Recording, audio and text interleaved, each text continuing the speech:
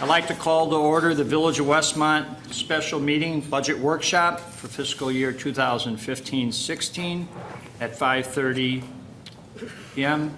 on April the 6th, 2015. I'll ask Clerk Simsky for roll call, please. Mayor Gunther. Here. The clerk's here. Trustee Addington. Here. Trustee Barry. Here. Trustee Barker. Here. Trustee Nero. Here. Trustee Scott. Here. Trustee Seneca. Here. Manager May. Here. And the star tonight, Finance Director Parker. Here. And would And everybody, a cast of the whole village. would everybody please rise and join me in the pledge?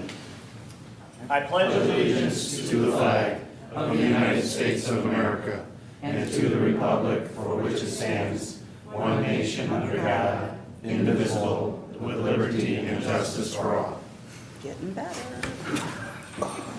Good evening, and I'd like to welcome everybody to the special meeting for the budget workshop for 2015-16.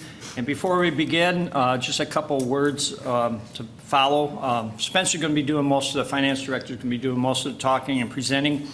On your agenda, we want to get through A through D, and he does it in a kind of a progression. So if you've got a question, anybody in the audience or board members, what we're going to try to do is get through that and then start asking the questions. So if you have them, you can ask it now, and then the staff will record it, or you can write it down and hold it for the discussion part. What we're trying to do is get Spencer on a flow here and get through the presentation. Nice. So, and same thing for the audience. If we have anybody in the audience has a question, please jot it down, remember, and we'll take them under discussion. So I'm going to turn this over right now to our financial director, Spencer Parker. Right, thank you. I just want to start off by thanking the board in advance for all the work and effort you're going to be going through the next little while as we look through all these items. We always appreciate your insight and your help with preparing this. This is your budget, and we're excited for this opportunity to get your input, and thank you for the time and effort that you're going to be putting into it. I also want to take an opportunity to thank the staff in all the departments have done a wonderful job, as always, in preparing a great and balanced budget. And they've done a lot of work and a lot of analysis in coming up with these numbers. And so, again, this is a budget that's been prepared by everybody throughout the village, and staff at all levels have helped and had input and help in the process. Especially village manager May has done tons of work and lots of looking through an analysis to try to get this budget to a point where it's currently balanced, and we're excited to present it to you. So I want to first of all go through the agenda. You should have in front of you a couple of packets. And okay, so you should have in front of you a packet you've got the agenda schedule for tonight, and then you've got another one that's labeled April 6, 2015 Budget Workshop, which we're going to go over right now. But first, so all of you should have your Chromebooks ready and set up. You should be in the file that says Budget Workshop 2015-0406, and we're going to go through right in order. So the first one we're pulling up is the one that, if you're sorted by name, it should come up first. It's the one starts with the underscore, 2015-04-06 Budget Workshop Agenda. And that's the same as the paper you've got in front of you. So as the mayor talked about, the plan for tonight is to kind of go through an overview of everything first. And we'll start I've kind of presented as with the 50,000 foot view, then the kind of zooming into the 20,000, the 10,000, and the 5,000 foot view. And then once we kind of go through all of these pieces, then the second part, which will either be tonight if there's time, or on Tuesday, we can get through and start making some decisions and talking in more depth and detail about these items. So I want to first of all talk about the budget process. So you can go back to the initial tab you had of the workshop file, and the second file in there, which is labeled A-1, 2015-16 Budget Timeline. That's what I'm going to be pulling up next.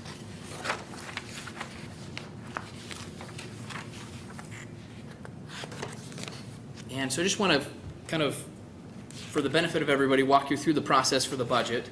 I know some of the board members have heard this before, and for some it's a review, but I think it's always good to kind of go over it again. So the budget process kind of started off with a kickoff meeting, kind of went into full force sort of the end of October, and then the department heads began working on items, putting together their budget.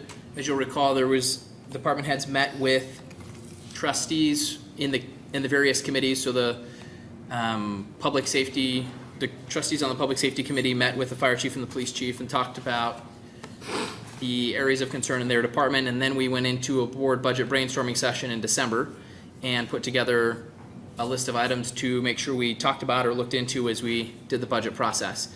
And then departments worked on preparing their budgets, looked on coming up with doing the analysis and finding out how much it would cost to do the items that were identified at the budget brainstorming session. And now we're at the point in April where we are working on our budget workshops. As you'll recall, the initial timeline that we had talked about had said trying to approve this by April 30th. At this point, we're trying to get that done even more quickly so we get it approved on the 16th. We can have a backup if we need to, but the plan is now to get it approved on the 16th, which is even a little bit faster than what we had initially thought we were going to do. So that's sort of the budget timeline. The budget process for those budget workshops will include tonight where, as I talked about, our plan is to kind of go through the overview of the budget, and then if there's time, get into the decision-making process. If there's not time for that, we can finish that on Tuesday.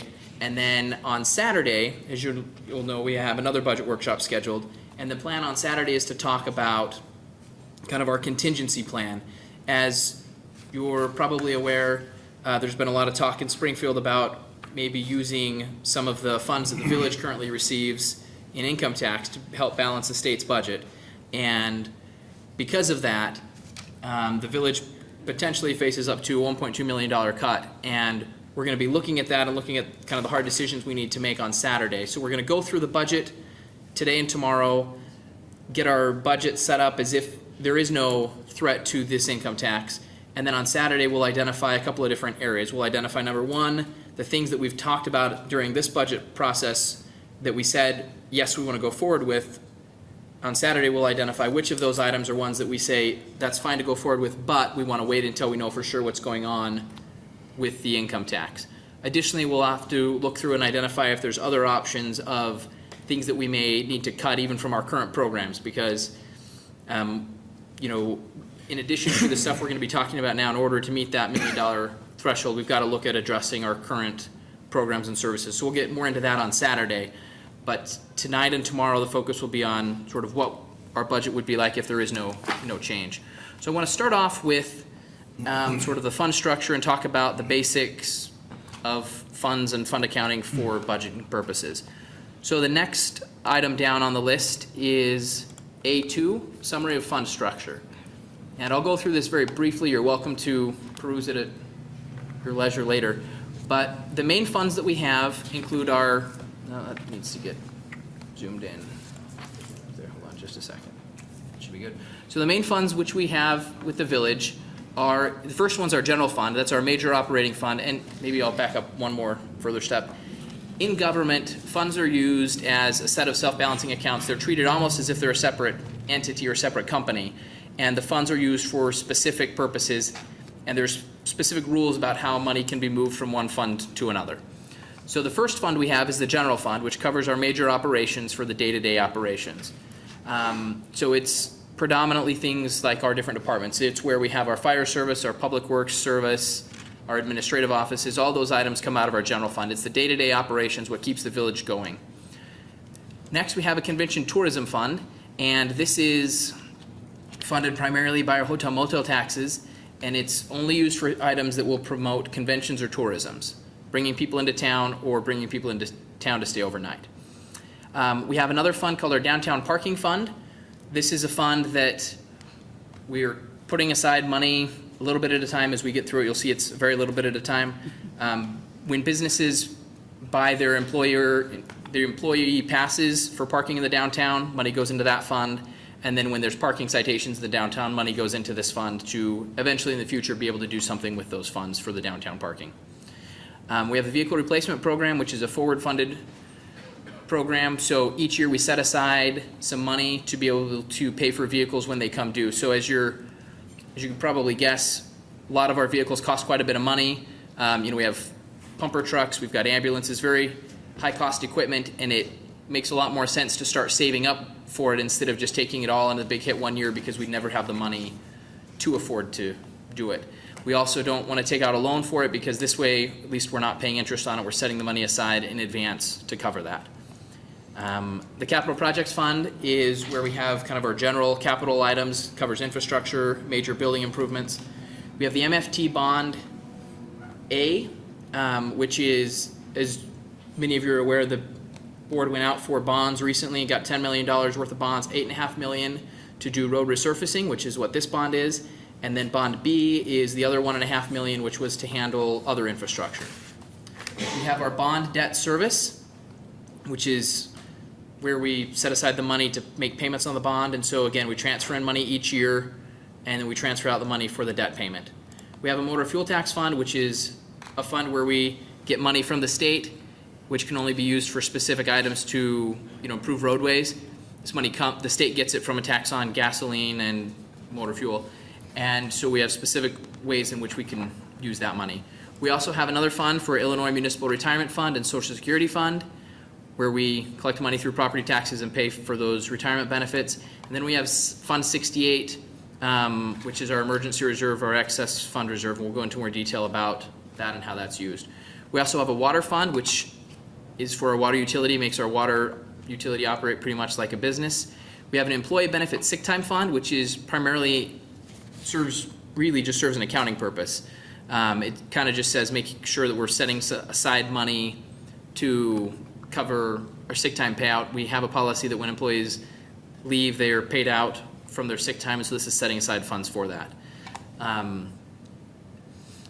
So that kind of covers our fund summary, and we'll go into each of these funds in more detail. So we move on to the next item on the list.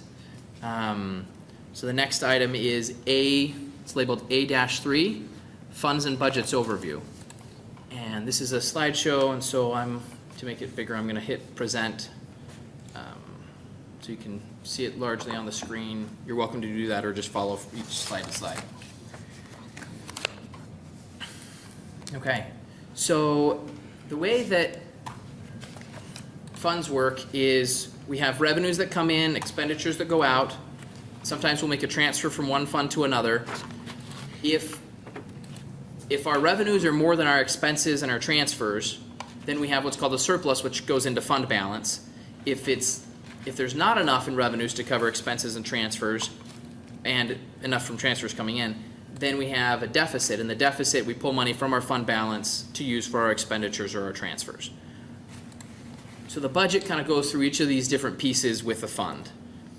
Now the fund balance is composed of a couple of different parts. We've got what we typically refer to, or historically referred to, as our reserves, which is kind of the bare minimum. We want to make sure we keep a little bit on hand in case there's a shortage of revenue, in case the state takes too long getting us our payments, in case there's a big emergency. It's kind of the rainy day fund. So it's sort of having money set aside for a rainy day. We have our carryovers, which is in the prior year we had budgeted to do certain things. We didn't get to do them by the end of the fiscal year, so that money that we expected to spend on expenses last year at the end of the year got moved down into fund balance and is sitting here as carryovers that we can use again. And then we have our excess fund balance, which is everything that's not carryovers and that's not needed to set aside for emergencies that's coming up. So with expenditures, initially I just talked about kind of one line of expenditures coming out, but really there's three different types of expenditures. We're going to be talking about in a lot of detail about each of these kinds. We've got operating expenditures, which are the stuff that we do every day. It's the paying the employees to come to work. It's the buying the supplies that we need, all the stuff that we do on a regular, ongoing basis. And what we have to make sure happens is that we pay the operating expenditures with ongoing revenues. So it's just like at home, you want to make sure that whatever you're spending your money on is less than or equal to the amount of money that you're getting in. You don't want to make it a practice of living on your savings to have your day-to-day regular living. So this is kind of making sure our income and our expenses match. The second kind of expenditures are one-time expenses. These would be things that you would save up money for and then you would buy it. So in personal life, it might be, you've been setting aside money so that you can afford to buy a new refrigerator or washing machine or a new car, and then you'd use your money and you would use it for a one-time expenditure. So that's money that you've been setting aside that you're going to use for these kind of things. Or if you suddenly got a windfall and you got more money than you anticipated, you might use that for one-time expenditures, but you wouldn't want to use that for, you wouldn't want to plan on using one-time revenues for operating expenditures.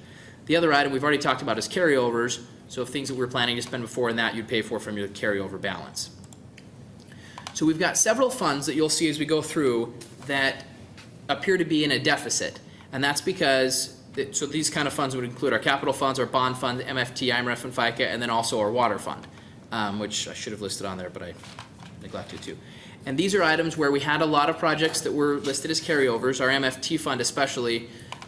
We have agreements with the state where the state will bill us for work. They cover a large portion of the cost, which is why we use the program. But then the state sometimes takes a while to bill us. And so as we're waiting for that, we continue to say, if the state bills us, we're going to set aside the money.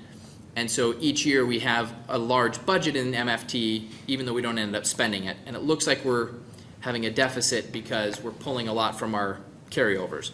Similarly, in capital and in water, we have excess reserves we've accumulated over years, which we're also using for capital and one-time expenses. IMRF FICA fund we'll talk about a little bit more detail as we dive into a little bit more, but also we have excess reserves there, excess fund balance there, which we're using to fund expenditures. All right, I want to talk a little bit about fund number 68. This is what's historically been referred to our special reserves fund, our emergency reserves fund, and this is the fund that originally the village board had decided, or the village had decided, that it would make sense to separate out the reserves piece of the fund. And so they transferred this reserve portion here out of reserves from general fund into a fund called Fund 68. And it sat that way, and the plan was to keep this as the reserve and to treat the others as the excess. Well, over the course of time, we've just been putting our surplus back into this jar, never really got our reserves up to where we needed to have them. So, and then additionally, what happened was the Government Accounting Standards Board, GASB, made a new determination that said these kind of funds really count as the same fund. So in our financial reports you read online, the general fund and Fund 68 are all combined together and treated as if it's the general fund. And so what had happened is now we had a fund that in our budget books we're calling a separate fund that's not really a separate fund, and we're calling it a reserve fund, but it doesn't actually have the amount that we need in there for reserves, and it just has a number that we had transferred previously. So right now, Fund 68 is not enough to cover the reserves that we need. It ironically has now come to, over the course of time, to equal the amount that we have in excess reserves. And there's not really a place, when we look at our budget, you'll see in our fund summary, we talk about transfers to and from Fund 68, but there's not really a way to talk about transfers from the excess. And as we talked about back here, where you want to be funding your expenses, really you want it to be coming out of your excess to cover one-time expenditures or your carryovers. You don't want to be pulling money from your bare minimum reserves. And so what we're looking at doing this year in the budget is changing what Fund 68 refers to and just kind of saying Fund 68 reflects, we're going to start calling it our excess fund balance, which is what it's actually been treated as at least the last few years. Because we want to make sure that what we're actually planning on spending out of the excess fund is not our reserves. And we want to make sure that we know we're continuing to keep our reserves, and what we need to keep for emergencies, we're spending the extra money. So what you'll see in the budget is we're transferring money from our excess funds to be used as one-time expenditures in the general fund. And then we're also, that'll be, I'll get more into the detail on it when we get onto a future slide. But that's sort of kind of the big picture about the funds and where we stand with funds in general. I do also want to kind of hit on Social Security and FICA fund. As I mentioned, I wanted to talk about that. And this is one that the current board members will be familiar with. We talked about this last year. We'd accumulated some excess in our Social Security fund, and we have more in the fund than we needed right now. And so the plan was we wanted to get the money from Social Security over to general fund, but we can't just transfer it through. Both funds are funded by property taxes, which have a, through the property tax cap, it limits the amount of property taxes we can use, but we can shift how much goes for which one. So what we've decided to do last year and what we're continuing to do this year is we shifted the amount of property taxes that's going into the general fund so that we're operating at a deficit in our Social Security. So we're taking fund balance from Social Security, using that to pay our Social Security expenses. So we have more money coming in from property taxes to the general fund. But what we don't want to do with that money is try to use that money to fund ongoing expenses, because we know we're not going to get to keep this $100,000 every year. It's only for a few years until this deficit is balanced. And so what our plan is to take that 100,000, it would come down as a surplus and then would be routed into our excess reserves for future years. So any questions on fund structure? I know we kind of went through that quickly, and I know we want to hold questions, but kind of for the big picture, looking at funds. Just a really quick one. I'm not sure where TIF falls. I thought that was a separate fund, no? Yes, TIF is a separate fund as well. We do have 2 TIF funds, and let's see, was it here? Yes. No, it If wasn't you're on the going to list. cover that later, you don't need yeah. to. I am gonna get into that, and I can, yep, I will be covering that kind of next on the list, if that's, okay. Perfect. Does that work? Okay, sounds good. But yeah, you're correct, we do have 2 TIF funds as well. Okay. So you also have handed out to you, right behind the packet of the budget workshop is an Excel document that goes, it looks like this. It's the board budget brainstorm consideration list. You should have had that handed out to you as well. I'm not going to go into a lot of detail on this one, but this goes through all of the different items that were discussed at the budget brainstorming session. And you'll see the majority of them are listed as included as consideration, and then it tells you where you'll see it in the budget process. There's another column in here that says to be addressed at committee.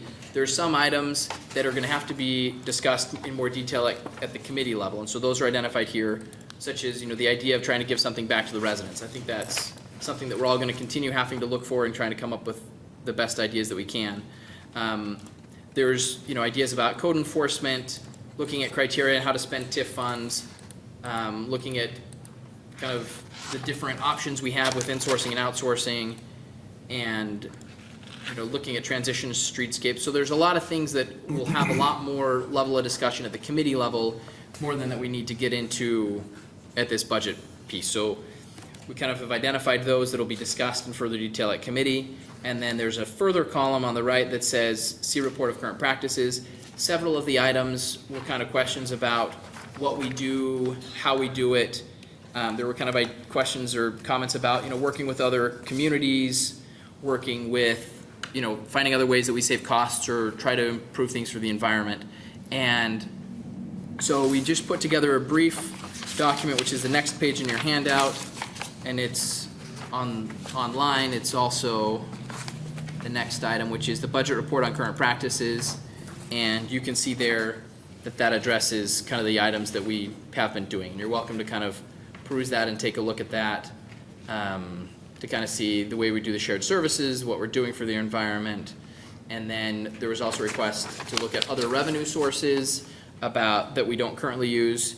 So there's a list in there that was compiled basically from information we'd received from our attorneys previously, so it's there. If you have any questions on that, we can talk about that further on Tuesday. But wanted to make sure that you guys knew where that was and that you had that. And now we can kind of dive into the budget itself. So in the next item there, it's called B1 2015 to 16 fund summaries. There's a tab in there called FCF, or Funds Carried Forward Summary. Might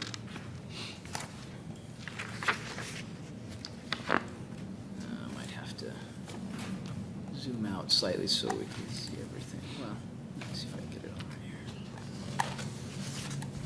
Okay, so in here this shows our estimated fund balance as of the beginning of the fiscal year. So with the general fund, we expect to start the fiscal year with about $7 million in our fund balance.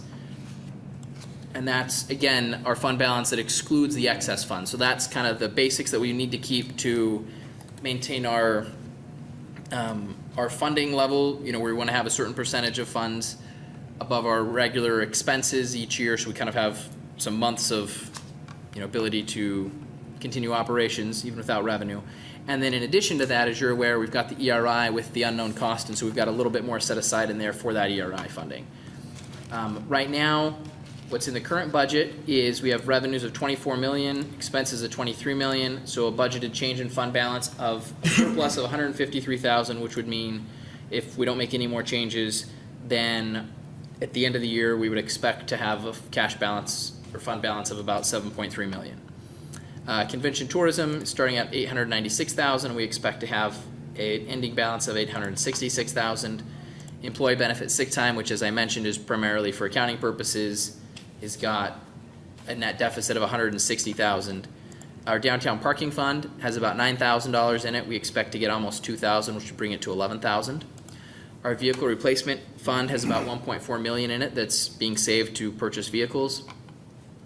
This year, it turns out that we'd end up having about $59,000 added onto it, so we expect to have at the end of the year $1.5 million. Capital projects, we have currently $3 million, and a large portion of that is, as I mentioned previously, is from carryovers. And so we expect to spend $1.2 million and have about $1.8 million at the end. Our capital bond fund, we've got about $5.2 million. We're planning to spend $3.2 million, which would leave us with $2 million left. We have our capital bond fund for non-MFT, for other infrastructure. We've allocated spending about $865,000, which would leave us with $7,000, which is good. We've got to get this all spent by September of 2016. The water operating fund right now is got a estimated balance of $800,000. We're expecting to have a deficit of about $1.5 million. So right now it looks like we would have a cash balance projected shortfall of about $600,000. However, we have some infrastructure projects that are part of this, and what the recommendation would be is that even if this budget's approved and the infrastructure is approved as we have the ability to move forward with it without coming for a budgetary amendment, the plan would be to hold off on doing the infrastructure until we can take a closer look at revenues and expenditures and make sure that we're not going to be at this level of deficit. Because we definitely don't want to be going into negative money in the water fund. At the same time, we want to make sure that we don't have to come back to you and say, okay, now let's appropriate some more money for this capital project that we always intended to do. So the recommendation is to approve that piece of it at a deficit and then make sure we work out the details before we actually spend the big chunk of the money. The bond service fund, bond debt service fund, we start with $740,000. We have money coming in to pay the expenditures of the bonds and end with about the same amount.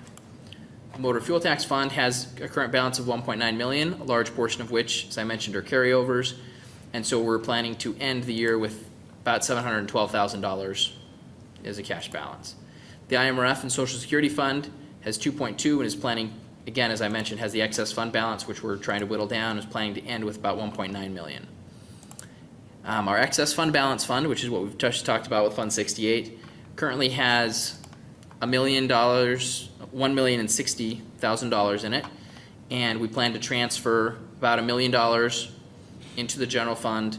We expect to transfer about that $110,000 that I had mentioned from that the general fund is getting extra. We're planning to transfer that into our excess fund balance, and then have a projected cash balance of $171,000 going forward. That would, of course, be added to in future years. If we come in under budget this year, we'd have more money that would be able to be moved into that reserve pile. Then we have our TIF funds, as was mentioned. We've got our Central Business District TIF, which has $4,500 in it. We expect to get another $8,000. And our the South Westmont Business District TIF has $15,000 in it. We're expecting to get perhaps another $21,000 in there. We've identified, and we'll talk when we get into this, some of the different things about which we might use TIF funds for. The challenge, of course, is that we don't have any money in the TIF funds yet. And so even if we're approving this as a budget, we'll want to make sure we look closely at how we're funding it if we want to do it. Basically, approving it as the budget would be saying, If the right situation comes up, if it makes sense that we need to move forward on this, we have the ability to move forward on it. But the expectation is that that would have to be addressed and considered again by the board before we would move forward on any specific projects with that. We'll get into more details about what those expenditures would be. Spencer, when you showed the downtown business district TIF, do you already, is that less any money we pay to other public bodies, or is that total amount? Yes, that's the net amount we currently have, the 4,500, and the amount that we would pass on to the school district as part of our agreement with them for them to use for capital improvements on Manning School is included in this expenditure. The 752,000 is not just what we pass on to the schools. Okay. But it's a small piece of that 752,000. So yes. Okay.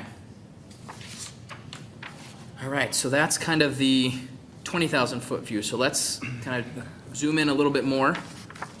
We were asked to talk a little bit about revenue trends. So, sorry, and I should have mentioned. So the next item that's here is, the next full file is called C1, Revenue Trends.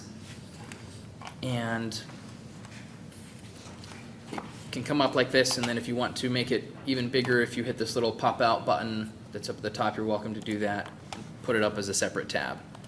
Then you can see the whole item. So we've got sales tax revenue, and you can kind of see the trend over the past several years. We went down, we've been coming back up with sales tax revenue. We budgeted 7.1 million this past year. We're projecting to be coming in at about 800,000. Although, and then we're conservatively estimating and conservatively budgeting 7.5 million, which is just under what we actually came in, or just over what we actually came in last year. So we haven't actually hit a year where we've received more than 7.5 million until all the way back to 2007. So we're hesitant to project any higher than 7.5 million, but that's what we're looking at. So far, you can see we've received this green line about 5 million. If it stays on track, we'll get 8 million, but because that's still such a gap, we're hesitant to budget as high as 8 million. You'll see that's the same thing that we typically do. Okay, the next page is our use tax revenue, which the use tax is money that's paid on a per capita basis from the state, and it's paid, they take all the money they collect with use taxes and they pay it back to the municipality. And you can see we're projecting to get about 450,000 this year. We're budgeting 467,000, which is based on a more conservative figure than what the use tax from IML indicates we should get. So you can kind of see this is how much they've paid per capita, and it's been going up, but we're still hesitant to assume it's going up quite as high as they initially project. Income tax revenue, you can see we're looking at, under this scenario that's assuming there's no change with what the governor's doing, a slight increase in our budget for income tax. And you can see that that's because the expectation is, and the estimate from the Illinois Municipal League is that we'll be receiving more money per capita. The next screenshot shows utility tax, and you can see with utility tax it's kind of gone down for a while, come back up, and it kind of, the last couple of years has been tracking, it's been a little bit down this year. So we're conservatively estimating that our budget will continue to be down just a little bit in those amounts. Hotel motel tax revenue, you can see we've been, we had the increase around 2008, we had the drop after 2008. It's slowly been increasing up to 2013. We took a drop in 2014 as we had a hotel that was under transition. And then, so because at the end of the year, the hotel was under transition, as you'll recall, last year in the budget, we had been very conservative and estimated only bringing in about 350,000. Right now, we're looking like we expect to be bringing in about 570,000 this coming year. We'll see how that goes. And so the budget, which apparently is not showing here, is right about that same level. And, sorry, let me pull that up real quick.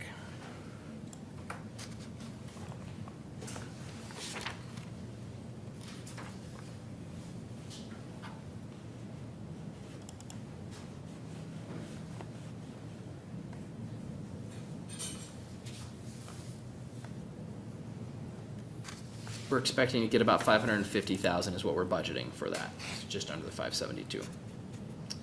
Motor fuel tax, you can occupancy has also been fairly stable, and we're projecting to be pretty similar to what we had projected last year. We had budgeted 570,000. We're looking at 575,000 this year.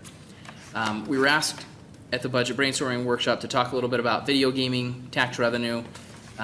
So this chart's a little misleading because it looks like we had a huge increase, and we did, but part of that, well, the main part of that reason was that in 2014, in fiscal year 2014, we had started towards the end of the fiscal year. We didn't have a full year's worth of data. We didn't have a full year's worth of people being in, and then throughout the year, everybody was increasing and getting more and more items. Currently, we're just over 100,000, if the green line showing our year-to-date revenue. We're projecting we may hit as high as 120,000, but we're conservatively budgeting 110,000. The next chart shows the same situation for places for eating tax revenue, and again, in 2014, we didn't have the entire year of it. We now have the whole year of it of 875,000, and so we're conservatively estimating 870,000 for our budget. Any questions on any of the revenues? Okay. So moving on to the next item is labeled C2, 2016 considerations. Okay, so the way that this spreadsheet works, it's similar to the considerations page you've looked at before, and that we've got kind of the summary of items at the top and then the detail underneath them. And you can see in here, first of all, the left-hand side is the operating expenditures we talked about, and kind of the ongoing side, and then the right-hand side are the one-time and the carryovers. So you can see with the general fund, we have, it's updating. Wonderful. It's always updating. It's never not updating. Yeah, apparently not. Well, our actual revenues, so this number here will match the same number that you've got on your printed sheet, which doesn't have to update.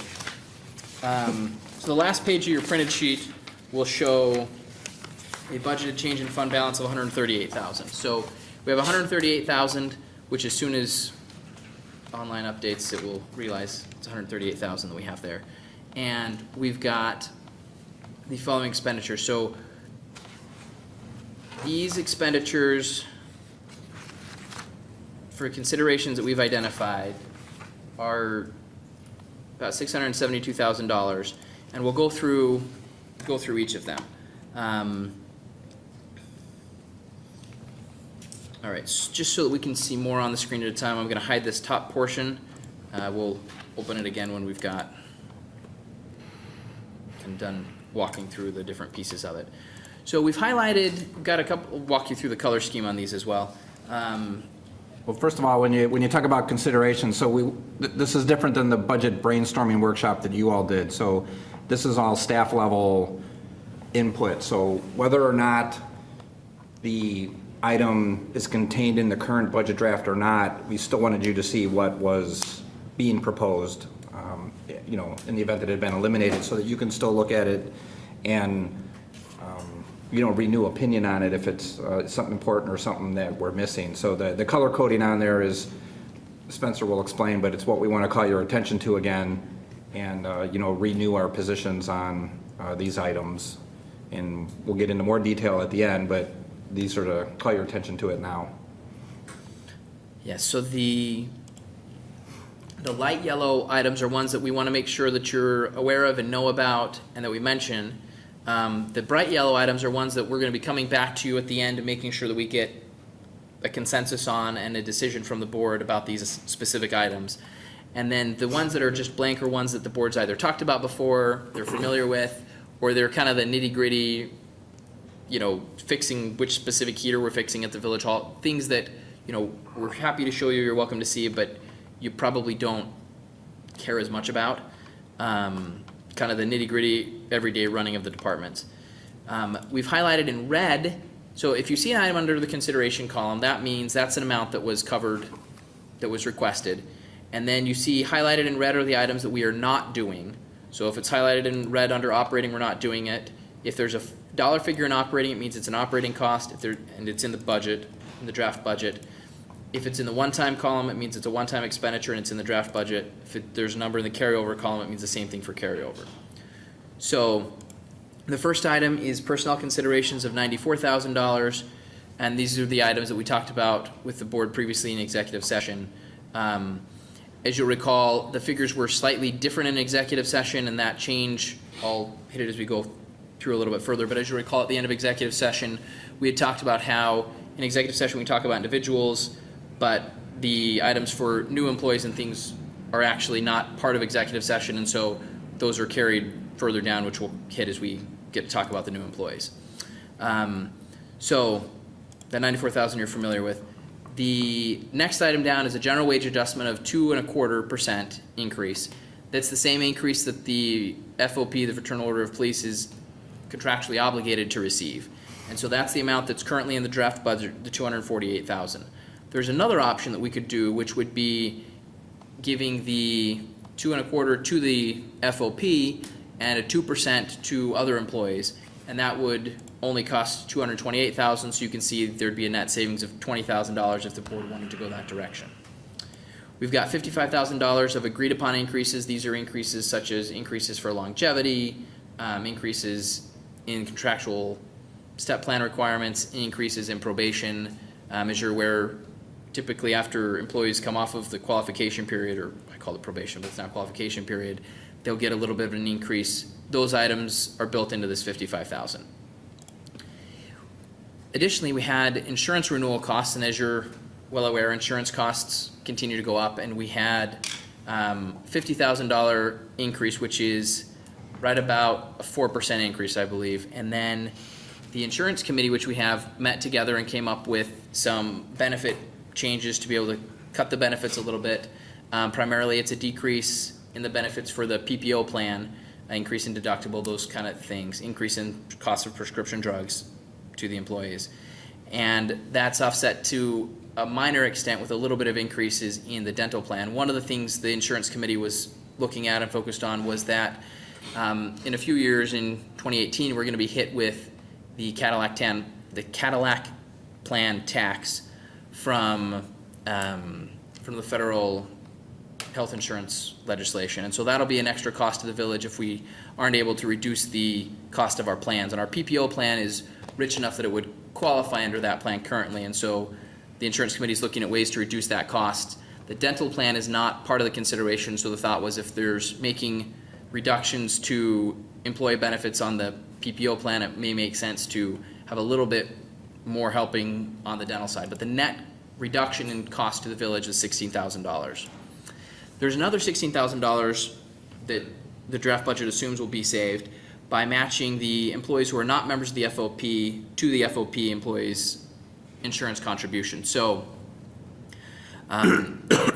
historically, over the past several years, the FOP has received higher annual wage adjustments and they've paid a higher percentage of their insurance. And so the thought was if we are now going to be providing the same percentage increase to the employees who are not in the FOP as to the FOP, we want to make sure that they're paying the same amount, same contribution of health insurance.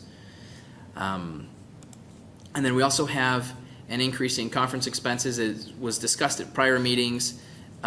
We had discussion on individual department level about conferences, and the board had kind of said, let's try to keep that out of the board budget discussion. Let's just put that in the hands of the village manager for looking at national conferences or local conferences. And so there's a slight increase in that, and it's village-wide. It's a full village-wide increase in the manager's office, and we won't be going into the details on that per the request of the village board at the last time.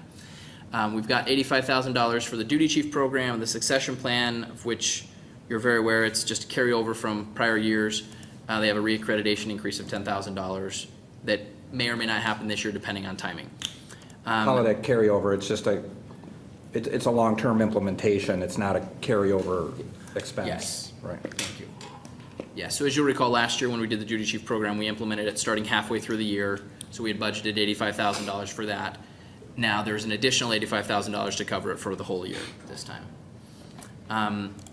There was a request for a part-time inspector to be able to help out with, especially with multifamily licensing, with multifamily code enforcement and working together. There's been discussions at committee levels about the benefits of having fire and community development and police all working together on code enforcement. And so because of that, there was a request to have the inspector there for the $23,000. It's not currently in the draft budget as presented. We do have in the draft budget as presented a two-factor authentication and a firewall unified threat management program from IT. Our current firewall is out of date and needs to be replaced, and that's the $45,000 total cost. It's a one-time cost of $37,000 and then an annual $8,000 in maintenance. Two-factor authentication is, as you're well aware, we're moving forward on doing a lot more things on computers and have our network available from the internet and making it easier for employees as well as board members to be able to access information. With that comes security risks, and we want to make sure that we're protecting the data for the village. So there's that additional cost. You're also aware of the ERP or the financial software, kind of the village-wide software. As you'll recall, we had last time, we'd put aside some money to sort of start the project. We have $100,000 left over from that. And then as we talked about before, we've got the additional cost is going to be an extra $250,000. And that would be a one-time expenditures. We're not planning on replacing finance software every year, obviously. Similarly, we're carrying over time clock. We had wanted to have Laserfish, which is document imaging, but we're not planning to do that this year. That was held off because of funding. We've got kind of some general, offsite backup and stuff, fixing up the second floor, changes in Microsoft licensing. Kind of the next major item I wanted to call your attention to is EAB tree removal. As you're aware and has been discussed in public works committees, we have a significant issue with trees that were from, that are now dying and dead from the emerald ash borer, and we need to get those trees removed to, make sure that we keep our village safe. There are two items that are listed here. The one that we've carried forward as a one-time expenditure is $450,000 to remove a little over 1,000 trees, which we've been told should cover our problem currently. Another option would be if we wanted to go a little bit less, we could decide to spend $216,000 and only remove 650 trees instead. We're looking at, but what was carried forward in the draft budget is the $450,000 for all of So those it's trees. one or the other. It's, Yep, you wouldn't do both. Yeah. EAB tree planting, we have a proposal to a request for $158,000 to plant 570 new trees. We've got some general equipment replacement, some of which we're carrying forward, like the hot patcher, some of which we're not, like the chipper. We've got an increase in road salt and some sewer jetting and sidewalk cutting and, those kind of nitty-gritty detail items. We have another $7,000 that we're looking at increasing in our payment to the Park District to add some additional parcels to what they mow for us. As you're aware, we have an agreement with the Park District. They provide some mowing and landscaping services for us, and we're looking at increasing that and continuing that, and wanted to draw your attention to it because working with other governmental entities was one of the items that the board had mentioned in the budget brainstorming session. So again, there's sort of in the facilities area, we've got a few different things we're doing and not doing with building requests. Right now, there was a request and discussion about putting some larger lettering on the village hall. Right now, we don't have any money in the budget for it, and kind of the thought is, I guess, kind of continue as we have with the label where it says Village Hall as it does, and kind of being difficult to find a good place to put Village Hall anywhere else on the building because of its face and makeup. We've got drinking fountains, and you'll see a few different drinking fountains. We've got one at Public Works, one at Fire Department, one at Police Department that are coming in. These would be the drinking fountain and water bottle refilling stations. We also have on here $35,000 for adding a municipal services window. That was a request at the budget brainstorming session that we look at getting a window on that side of the entrance to Village Hall. We have the money set aside if that's the direction we want to go, but that's another one of those items that we definitely should be discussing at more detailed level at committee so that we don't have to spend our budget workshop meetings debating whether or not we want a window there and what the window would look like. We'll leave that to a committee discussion, but we're deciding tonight that we'll set aside the money for that, if that's the direction we decide we want to go. There's a lot of building repairs that are kind of built in here in this next section. I'm not planning to go into much detail on that. There's the drinking fountain we talked about. There's a auto light dimmer at the police department. It's only $1,000, but wanted to draw your attention to it again because the environmental savings that was requested to be looked at the budget brainstorming session. We have scanning that was mentioned at the budget brainstorming session. Also wanted to call your attention to a developer note offset, just so that you're aware of that. As you know, we have an agreement with Bradford, the developers of the Marianos, that once Marianos opens, we'll start paying them a portion of the sales tax they collect. We're not sure if they'll be open by the end of the fiscal year, and if they are, how much we will have collected. What we have sort of budgeted here is the worst, well, best and worst, whatever you want to look at it. We've budgeted the worst case. Basically what we're saying is whatever amount of money we generate from that, we'll be using to pay off the developer's note. We know that we'll actually get to keep 50% of it, but to be conservative, we're budgeting as if we have to pay $100,000, which we think is probably the most we have to pay, and we're expecting that we're only going to pay it if we get the $100,000. So in reality, we'll probably be a little safer and have more revenue. We'll have more revenue coming in from Marianos than we end up paying out for it. But to be conservative, we've assumed it's just going to be a wash. We have some additional funds that have been requested for allocation for our economic development partnership. These funds will go. The Economic Development Partnership is funded out of a mixture from the General Fund and the Convention Tourism Fund. And this $5,000 represents a portion of that cost increase. The cost increase is primarily to be able to have an intern that'd be able to help out with documenting properties. We've been trying to combine and put together a list of properties so that people are able to see properties available in Westmont, and having an intern help out in the Economic Development Partnership would be great for that. Additionally, we're looking at having some more money in case we want to do a little bit more of village promotion. That was also mentioned and discussed briefly at the budget brainstorming session, so we're setting aside money for that in the Economic Development Partnership. That's the direction we want to go. We've got some increased funds in promoting the village in other ways.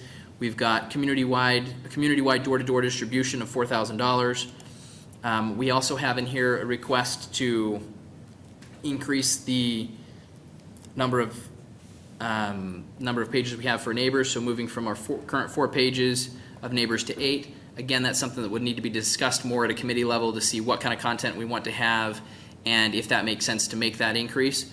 What we're kind of deciding tonight is that we'll set aside the money so that if the committee decides that's the direction they want to go, they're able to do that. But again, that would be decided more at the committee level.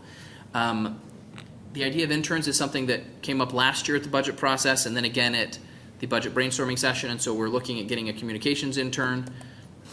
As you'll recall, last year at the budget process, there was also the request for a part-time human resources generalist, which is listed as a consideration, and that's also been included in the draft budget. We've got $14,000 included in the draft budget for strategic planning services. This is something that, again, we had talked about doing last year in the budget, and it kind of said, let's hold off until the following year, and so now we're looking at doing it this year. It'd be an opportunity for the board to kind of hire an outside consultant to come in and help create a strategic plan and kind of update our current strategic plan and kind of get the direction for the board this coming year.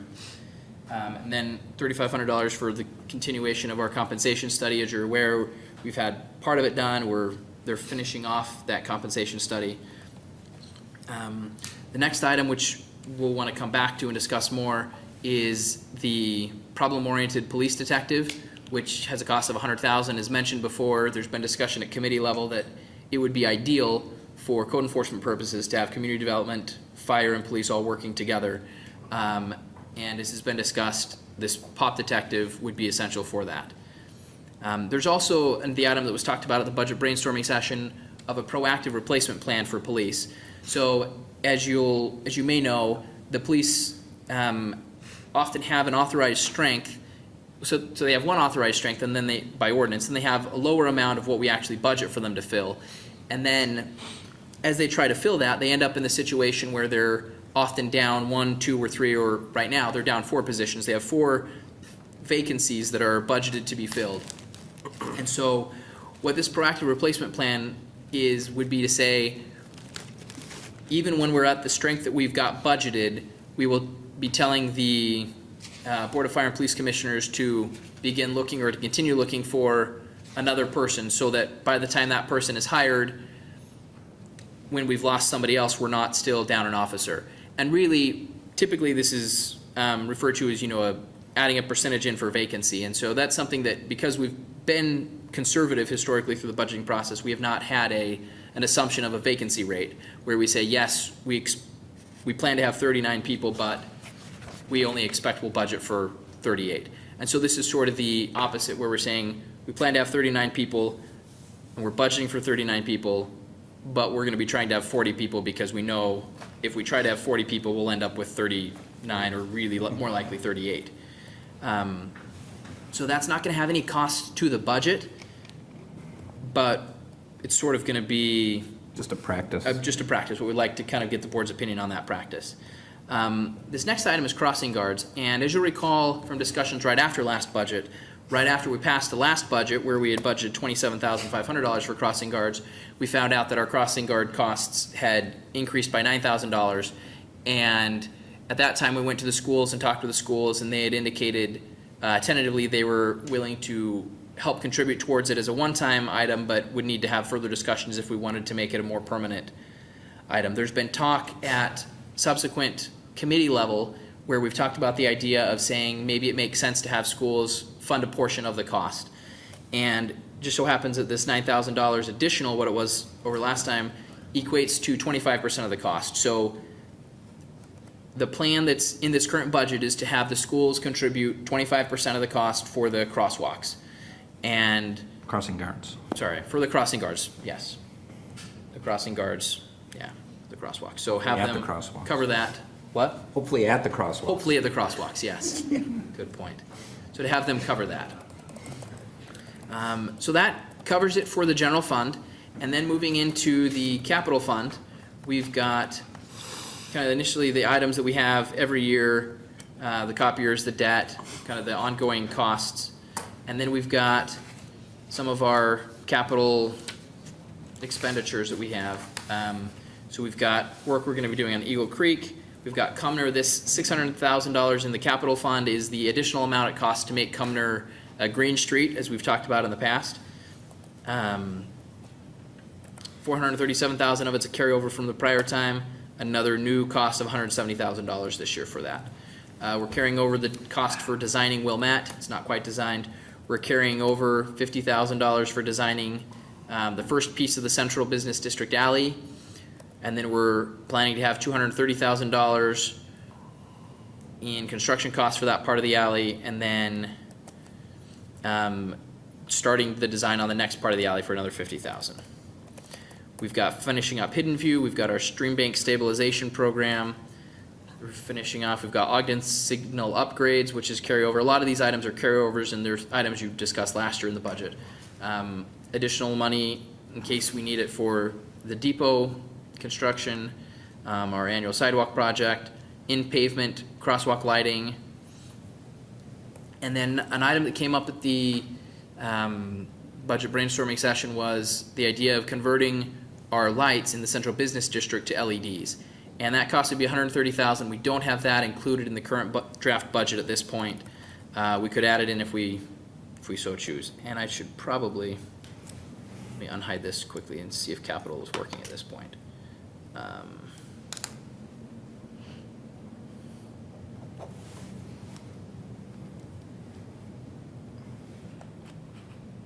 Yes, so our capital fund, choose the third one down.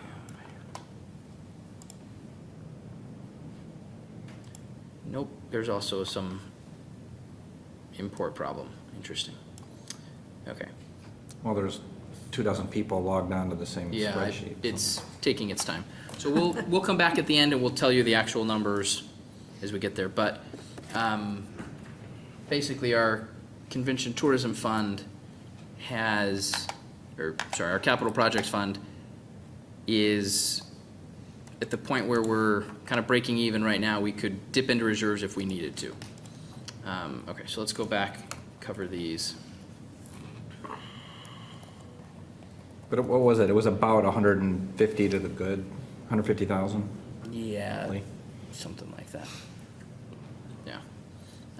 Maybe, Ruth, as we go through this, can you get in and just plug in the actual, manually plug in the numbers instead of the import? That'd probably make it easier. Okay, so we've got, so the CBD, as we talked about, CBD conversion is not included. There was also discussion about,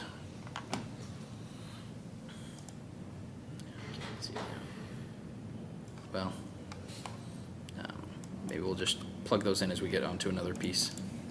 Because I can't see who's doing it. Okay, so we had initially thought of spending about $20,000 on designing a right-of-way upgrade. Instead, we're gonna be working with our landscape architect to have him design that for us. We've got carried over the Oakwood Drain Line program. We've got $10,000 that we put in every year for your rear yard drainage in case anybody wants it.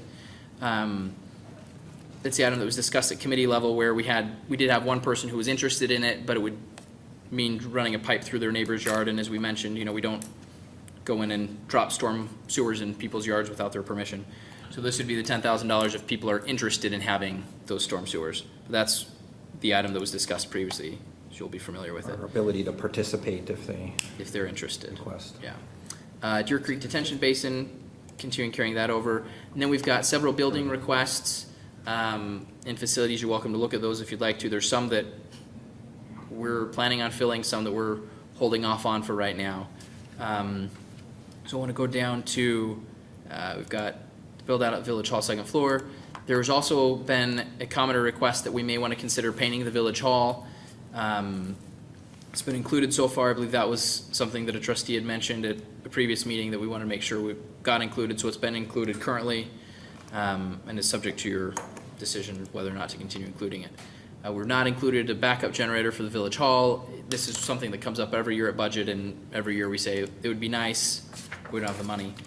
There's the police and car cameras, which you're aware of. We've already purchased the first piece of them, and we'll be looking at purchasing the remaining piece at the beginning of this next fiscal year.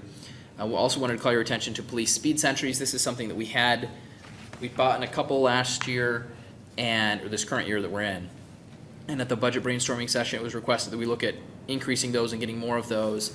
And we're planning to do that. We have zero listed here in capital because that's money that we're planning to use our DEA funds for. So as you're aware, we have an officer with the DEA who's generating revenue, and our plan is to use that revenue to buy these speed sentries.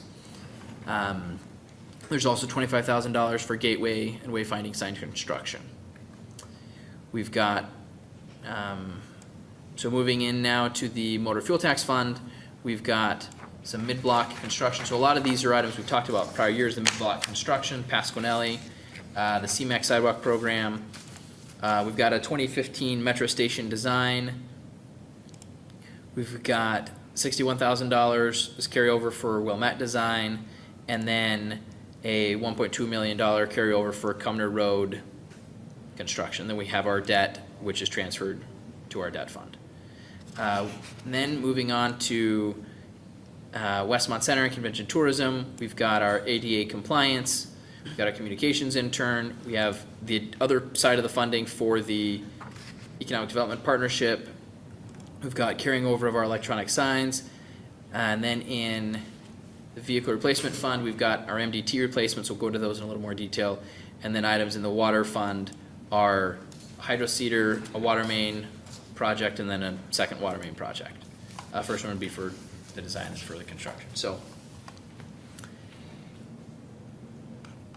any questions about these kind of things? Not necessarily, decisions on what we want to do or not, because we'll kind of come back to that once we get through everything. But any questions about what any of the items mean or anything? The fire department parking extension? Yeah. Yeah, so let me cover that real quick. So, in the fire department, and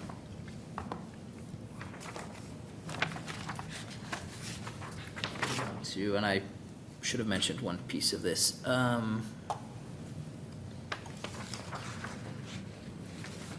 there's a couple of items that were listed as requests for the fire for their parking lot. And we're not funding either of them with the capital funds.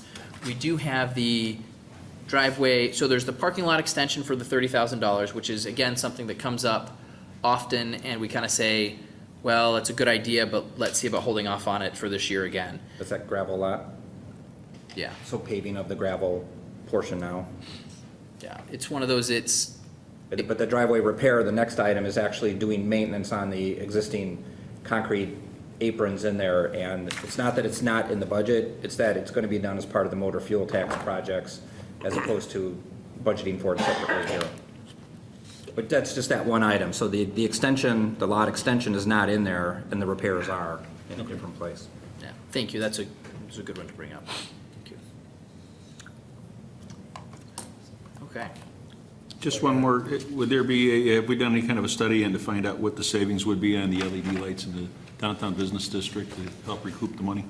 Well, that's the other thing that has to be done because we do pay for that energy. So we have to do that analysis and that cost on return. And it is also something that the group doing the green energy, the village-wide one, is looking into too. So we're letting them take advantage of that and tell us what it is. So it's part of that study. It's worth doing. We're not prepared to start this year. Okay. So again, you want our discussion tomorrow. We're really Yep. just taking notes Yep. today. Just and taking notes, kind of seeing the lay of the land, and then we'll Maybe decide. later where we- tonight. We may have it tonight, discussion. What time was tip-off?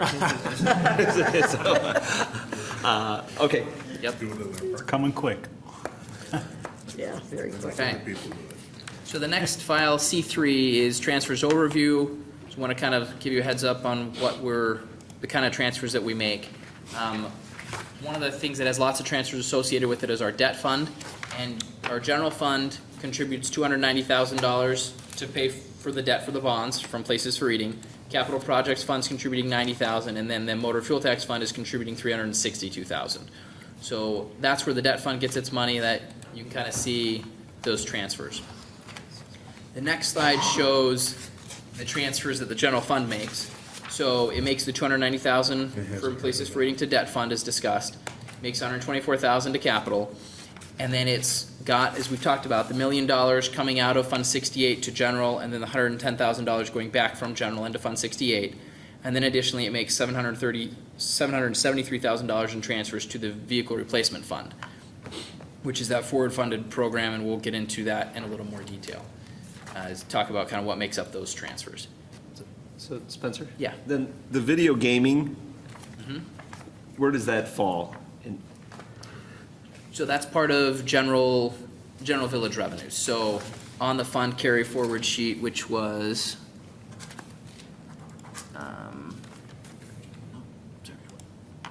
the one that's labeled B1, the 2015-2016 fund carry forward. Okay. So on that first tab, under fund summary, it's labeled under F of revenues, the 24,000, it's included in there. If you're on the sheet that's the fund carry forward summary sheet that you also have in front of you, it's that $24,000 that's sitting under revenues in the general fund. So it's part of those revenues that make up our net In the general surplus fund. of $153,000 in the general fund. Thank you. Yep. Yes. Okay. No, that's not earmarked for anything. All right, so then, moving on to the next level of detail, moving in closer to kind of the 5,000-foot view. So moving into D-00, VRP funding transfer. So this is, as I mentioned, the vehicle replacement program is funded by the general fund transferring money to set aside money for vehicles each year. So I'll start kind of with the top line. You'll explain how it works. You'll see that it applies the same for the other items. So we have 2 ambulances in the fire department. We've got 2 ambulances that are on a 7-year rotation and 1 reserve ambulance that's on a 10-year rotation. All of those together, to be able to fund them so that by the time that they come due, so within 7 years, we've got enough to fund both the ambulance $240,000. Within 10 years, we have enough to fund the other reserve of $240,000. We have to set aside $114,000 a year. Part of that is because costs increase each year. In fact, costs increased, our estimate is that the costs increased from $240,000 last year to about $247,000 this year. Because of inflation and because of our increased cost that didn't end up costing us any more, it's just the same dollar amount, you'll see that in this option B column, sometimes it's a small dollar amount, sometimes it's negative dollar amount. Just kind of depends on the calculation and the rate of inflation that's assumed and projected. So you can see the far right, we still are putting aside $114,000 every year to fund replacing the 3 ambulances. With our fire pumpers, last year we had 2 pumpers that go for 16 years and then a quint that goes for 16 years. And what you'll recall is the year before that, we had 4 pumpers that were listed. Last year it was determined that we could save some money if we went, instead of replacing 4 vehicles, if we replaced continue to have 2 pumpers, but then instead of the last 2 vehicles, we would instead have just a single vehicle that would be a quint, which can do what a pumper can do, as well as has a ladder. It can do some other things and costs more money. If we were to continue on that same track, we would be planning to replace 2 pumpers and then 1 quint, and the total for those together would be about $142,000, almost $143,000. However, the fire department was able to determine, they put together a committee and kind of looked at what their needs were, and they were able to determine that they could instead use 3 pumpers and didn't have to have the 3rd vehicle as a quint, which is able to save us $23,000 every year. And so that reduces our funding. However, as part of that, there was a discussion about the fact that one of our pumpers, and this was discussion from fire and also recommendation of our fleet maintenance supervisor, that we look at replacing one of the pumpers in 2021 instead of 2025, which means that from now until 2021, we need to put aside an extra $6,000 each year to make up for that, replacing it early. So altogether, instead of the $142,000 that we were spending, or we're putting aside for fire pumpers, we're now putting aside $126,000.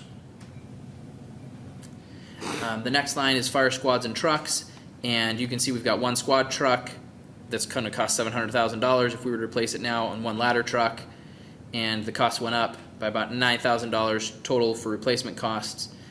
And then in addition, the recommendation from the mechanic as well as fire was to replace the ladder truck in 2020 instead of 2022. There was a study that was done about vehicles and useful lives comparing our vehicles' useful life to other communities. And so interestingly, our staff had said we really need to replace this after it's 18 years old as opposed to the 20 that was initially planned. And when we did the survey, it was determined that the average life expectancy of a ladder truck is 17 years. So our 18 years is still conservative, and we felt that it would still be a viable option. But that means that our costs for that are going to increase by $15,000 each year. So our total costs is going to be $130,000 for the year. Fire also has some SUVs, and they're looking at postponing 2 of the SUVs. So they've got 3 SUVs that are up for replacement this year. They feel that 2 of them could be postponed a year, so we don't have to set aside the $6,000. This is colored in yellow as opposed to green because it's not an annual $6,000. It's a $6,000, and then it'll be a little bit less the following year because we're postponing the replacement. Once they get replaced, we're going to have to make sure we start setting aside money for them again, but currently we don't need to continue setting aside money for it. In police patrol, we currently have 12 squads, and we purchase 4 squads per year, which means each squad lasts an average of about 3 years. We have the inflation increase, and then the proposal this year, what's been included in the draft budget, is the proposal to purchase 3 a year instead, which means that we would keep squad cars for 4 years. It's keeping them for an extra year, which is, something that we've been hesitant to do, but we feel that with the new vehicles, we can give it a try. The new vehicles have been working out pretty good and haven't had major repair costs, so we're looking at trying to push that off an extra year this time. I know that was a big topic of discussion last year at budget time, and this year we want to, we think that we can make it work. We're hesitant to do it, but we're willing to try, and in the future, if it turns out it's not working, we can always look back at adjusting that replacement schedule. Police non-squad vehicles, which would be like the investigations vehicles, we've got the inflation is only going to cost us an extra $30. Thought it was worth It's good. Yeah. Good job. And then because they're looking at postponing the replacement of that vehicle, it's going to save us another $3,800. Public Works, the major change is one of the chipper trucks. We've got two currently, and the plan is to not replace one of those chipper trucks, which would save us $12,000 annually. It's a bigger, when we go and look at the actual cost to the fund itself, you'll see that it's a big dollar amount of not replacing the chipper itself this year, but it's about $12,000 that we save each year by that decision to not replace the chipper truck. As you're aware, we kind of had increased to two chipper trucks when we were dealing with all the Emerald Ash Borer items, because that's nearing completion and we're doing a lot of outsourcing of that. We feel that if we continue to The use the brush pickup two. program too. Right. That So was we had. two crews. Yes, we had previously used it for the brush pickup program, which now Waste Management is doing. And because we don't have that cost and that cost and taxing on the vehicle, we feel that we can get away with not replacing the second chipper truck. We're keeping both the units, but when the one goes to end of life, it won't be replaced, so therefore we don't have to set aside money to replace it in the future. This is really the only point. Don't we show a chipper earlier in the budget also? There's a chipper. Chipper equipment and then the chipper truck that pulls the chipper is the two different items. Well, I again go to what we talked about last year, that, you know, on one hand, we're saying we're outsourcing all this stuff, and then on the other hand, we're buying new equipment to do more of it. It completely contradicts what we say. And again, now that we're eliminating the brush pickup, or it's been somewhat eliminated, and we have Waste Management on that, this is one of those items that glaringly jumps out at me. Yep. So Because that's- again, if we're saying that we're gonna spend $400,000 with a vendor, why in the world are we buying new equipment to help proceed that? So, Yep.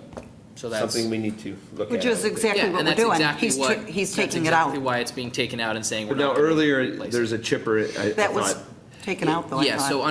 under the considerations, I know we're supposed to discuss tomorrow, but Oh, this was- Sometimes you yeah, just can't wait. I'll just do the real quick thing. So yes, under the considerations, you will see under, I thought there was a chipper. so for- on line 34, it says replace chipper. There was the thought about it, the request for the $60,000. It's not included in the draft budget. The plan is not to replace it.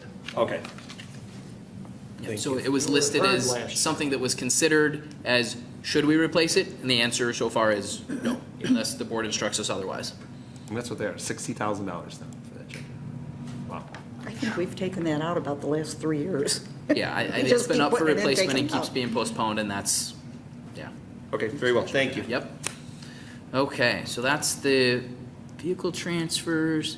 And then let's look at the actual expenditures from the vehicle replacement program. So this is kind of what we actually are planning to spend out of the fund. The last slide we looked at was money we're putting aside each year to go into the fund. This is money coming out of the fund for these expenditures. So as we talked about, initially the plan would have been to replace 4 squads. Instead, we're replacing only 3. So it would be $148,000 less than 37, which is about $111,000 we're setting aside for that. We've got 1 investigations vehicle. We have 2 investigations vehicle. As you'll recall, there was an investigations vehicle up for replacement last year, and we said we think we can get by another year with it, and we postponed it. So that means there's now 2 investigation vehicles up for replacement. We feel that one of them we can postpone, but that one of them we need to replace. And so the plan is to replace the 1 investigations vehicle and postpone the other. There's also, as was mentioned during the considerations, and all of these, as was mentioned during the considerations, we had $14,000 for mobile data terminals, which would be the computers that go in the police cars. We've been taking most of our equipment that go in the police cars out of the vehicle replacement fund, and so it makes sense to do the same thing with the mobile data terminals. And so that's what that $14,000 is. We have a fire pumper up for replacement. As you'll recall, that was discussed last year, and we had said, you know, we want to make sure we set aside the money for it and plan to do that. They also have an SUV that's up for replacement. As I mentioned, they have 3 that's up for replacement. We're postponing 2 and having 1. So we're spending the $34,000 this year. We're postponing the $69,000, which would be for the 2 SUVs, to do them in future years. And then under Public Works replacements, we have $213,000 for a sweeper. The plan is to postpone that again, not to purchase a sweeper, but to hold off. And then the chipper truck, which would cost $128,000 to replace. The plan is not to replace it when it dies. We'll keep it until it dies, but we'll have the note that our plan is not to replace it at the end of its life. So any questions on what those things mean? We currently run we have 2 sweepers currently. We have a sweeper, the three-wheel, the Pelican sweeper only does sweeping, and then there's a second sweeper that's really a backhaul. It's for sucking out sewers, but it can be used as a sweeper too, so that's more of the spare or the extra work, but it isn't really ideal for sweeping only or for, heavy-duty sweeping like we do weekly. And the weekly, we do that with the 1 sweeper village-wide. Right. Thank you. Okay. All right, so move on to revenues, and we've kind of gone through a lot of the pieces of revenues previously, but the next file is D-02 revenues, and if you go to that file, the tab labeled summary, so the tab at the bottom called summary is probably the best one to look at. So you can see in here that we've got sales tax that we expect to come in at about 8.5 million plus 100,000 that we're, conservatively estimating as the offset to the developer. The sales and use include sales tax, use tax, as well as places for eating tax. We've got income tax, which is going up a little bit. We have utility taxes. Which tab are you on? The tab called summary. Thank you. We have our cell tower leases. We've got insurance property tax that comes in to offset our liability insurance. We have some other taxes that are listed. We've got interest, miscellaneous reimbursements. And then we've got some licensing revenues and some miscellaneous revenues. And then we have our total general fund revenues. We've got under kind of through the IT, we've got our PEG fees and franchise fees. And one thing I wanted to mention with regards to the PEG fees is the purchase order that you guys just approved at the last board meeting, and we'll have a little bit of that money carried forward into next year. The funds to update the video equipment for videoing village board meetings will be coming out of PEG fees, and we anticipate, if not this year, then perhaps the next year in capital projects, getting that money that we're spending this year, we expect to be getting it back over the next couple of years. That's going to be a charge that once we notify Comcast of the change and the fact that we're actually using this equipment, then they'll implement that on their customers' bills, and our village residents will be seeing that increase in their bill to cover the video equipment here. It was part of the franchise fee that was negotiated and agreed with Comcast during last franchise agreement. You'll see the IT miscellaneous funds went down significantly because of the completion of the grant. As you'll recall, we got a grant to update our security here at Village Hall, our physical security with door access controls and CCTV cameras, so that's been spent last year. We don't have that money coming in this year. We've got our finance accounting services, which brings in a huge $6,000, $6,825. We've got our parking permit fees, which brings in about $152,000. We've got our community development, our permitting fees are going up by about $90,000. We're seeing a big increase in permitting activity, which is a great sign for the improved economy. We're very happy about that. As you'll recall, last year we had said the permits were going up significantly, but we were hesitant and cautiously optimistic, but we're being conservative and not increasing our budget quite to the extent we thought that we could. And so this year, by the increase of the $90,000, we're kind of getting up to about the level that we feel comfortable with. Under the police, you can see police fines and fees bringing about $344,000 a year. We've got police grants that bring in about $5,500, and then about $333,000 in miscellaneous other items from police. Those include video gaming as well as the DEA program. We've got under the fire department, we have fire and ambulance taxes. We've got fire alarm fees. We have fire grants. We're requesting a higher grant amount this year than we've done last year. We've got our fire ambulance billing and then our fire prevention revenues. As you'll recall, one of the things that we adjusted last year or a year or two ago was the fee for multiple inspections, and we're seeing that as we need to keep coming back and back and back, we're able to finally start recouping money for our staff time to cover that, and so we're able to have that, and that's why we're seeing that increase there. Under Public Works, we've got an increase in the garbage amount. That's just based on use and CPI, and this amount is We have the revenue that comes into us from the residents, which we bill, and then we pass on all of that revenue directly to Waste Management. So we don't actually see an increase in that 50,000, it's an increase in revenue and expense. Our gas and garage is roughly the same amount. It's not really revenue, it's kind of we allocate, and we say each of the departments pay for gas and garage, and so it's a revenue we pay ourselves. And then we've got our road and bridge property taxes that we receive. We have our pass-through accounts, which includes police pension, extra duty, and fire 2%. And then this year we've included a portion of our places for eating tax in there. So the our police pension went up a little bit, and then we've included our places for eating tax for another $260,000. So the amount that we get from places for eating that we just pass on to debt has been included as this pass-through revenue. The other part of it that we use for general fund, as I noted before, was included up in the sales tax. So our total revenues that we are expecting to receive this year are about 36.8, almost 36.9 million, including the transfers and the pass-throughs that just come into us and then we pass on directly to the other entities like the police pension. Any questions on revenue? Okay. All right, moving on to community development. So the next item is D-03, Community Development Program Summary. And so as in prior years, I'm going to go through this quickly. We've already talked about the majority of the items because they were listed as on the considerations page. So we've kind of consolidated all those consideration pages together. So for example, scanning, you'll recall, was discussed already. But just so that kind of you're aware and that everyone's aware of the different things that we do in community development, we've got kind of the general community development administration, and for simplicity of having it in one spot and making it easy to see, this $270,000 is actually moving personnel from municipal services. We'd had our administrative assistants in municipal services, we've moved them into community development, and rather than putting, a piece of it under administration and building and permits and planning and zoning, like we'll do in future years to kind of even it out, just so it was in one spot so you could see it quickly and easily, we wanted to just leave it all in one area of administration. You can see our building and permit fees and for building permits and inspections are down a little bit as we're expecting a little bit of a decrease in our costs to our outside vendor because we're able to do more of the inspections and plan reviews in-house. We do planning and zoning and community development.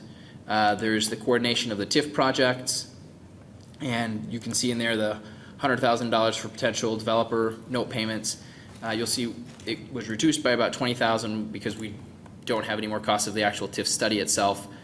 We're still paying for it, we're still setting aside some money in case we need to do any projects for those TIFs and need to have our financial consultants run any numbers for us, but we don't have to actually pay for a TIF study additionally.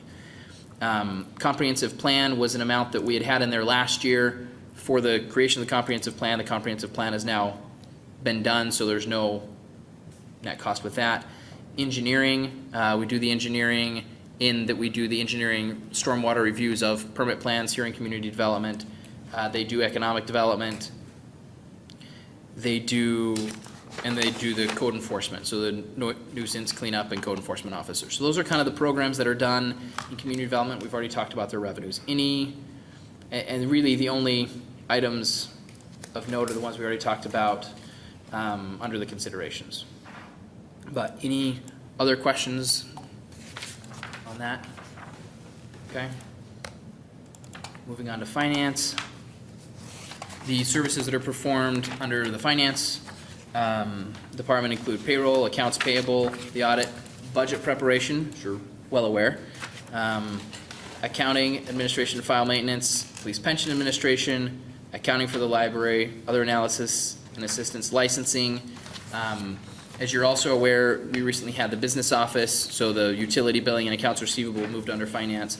So it's accounts receivables and cashiers as well as utility billing functions been moved under finance. There's no requests for increases, no changes in the finance department. Questions on that? Okay, next item, D-05 is fire. And they have fire suppression and rescue services, emergency medical services, fire prevention, which is fire education as well as fire inspections, and then kind of fire department administration, community outreach, emergency management, communications, fire grants, which, as we mentioned, has an increase in the fire gear grant, and that kind of covers it. The considerations you see highlighted are the ones we've already talked about, with the deputy chief program, the succession plan, the part-time inspector not being included in the fire accreditation. Any questions on that? Okay. Moving on to HR administration and legislation. This is the area that funds kind of the general administrations, the village manager's office, as well as the legislation portion, which are the items from the village board. So it includes compensation administration, managing employee benefits, the recruitment, retention of employees, maintaining compliance with policy, doing labor management, and you'll see there was a reduction here because we had we had set aside extra money last year for contract negotiations. It includes records management, the staff for the clerks with that reorganization that we just talked about with the utility billing and accounts receivable being moved into finance, the costs for staff and benefits for the deputy village clerk have been moved in with administration, and the costs for the clerk have been moved under the legislation budget. So they're all consolidated into this human resources, legislation, and clerks, records management areas. That area also includes risk management, village board communication, department management, intergovernmental relations, village board operations, community outreach and marketing and branding. So things like the Neighbors Magazine, the communications, life safety grants, the Westmont Economic Development Partnership. As was mentioned, community development is very heavily involved with it, and Jill does a lot of work with Larry from the chamber as part of the Westmont Economic Development Partnership, but the actual funds to pay for it come out of this section of the budget and a portion in convention tourism. There's also clerk services and then administrative services in general. So the items that are included in here are items that I believe were on the considerations page as well. Carryover compensation study, strategic plan, human resource generalist, increase in the neighbors pages, community-wide distribution, some funding for the Environmental Improvement Commission. I know that was a request that was made, and so we're looking at setting aside $2,250, an increase in the Economic Development Partnership, and then the banners and communications intern. Any questions on those? You think we need it? Okay. Moving on to IT. So information technology includes video production services, so recording of the village board meetings, maintenance of mobile data computers. There's a consideration in there for some tablets for fire command vehicles, network infrastructure, which includes the two-factor authentication, the offsite backup, and the unified threat management to improve security. We've got organization telecommunications, organization office equipment, desktop virtualization, internal software, cloud computing. With internal software, we've got the ERP software, the enterprise resource planning software, as well as carryovers from the time clock system, and then it changes adjustments to Microsoft licensing, cloud computing, dues and subscriptions for the village, audio visual, IT department administration, and then maintenance services and facility security. Those are kind of the programs and the areas that IT doesn't perform. Any questions on IT? Okay. The Police and Fire Commission, and we're still working with them on verifying total dollar amounts, but we're not looking at any, potentially we're not looking at any changes there, continuing the 34,000. This is the group that administers the testing for and the search for the new police officers as well. So helping us find our new police officers and make sure we hire the best candidates, and then also performing the tests for any promotions and advancements within the ranks of the police department. I should mention they're called the Police and Fire Commission. They would do it for the police as well as the fire if there was a full-time fire department. The part-time employees are not subject to that, and the one full-time employee that, as you'll know, we just hired a full-time employee is the deputy chief. The deputy chief is also not subject to the Fire and Police Commission.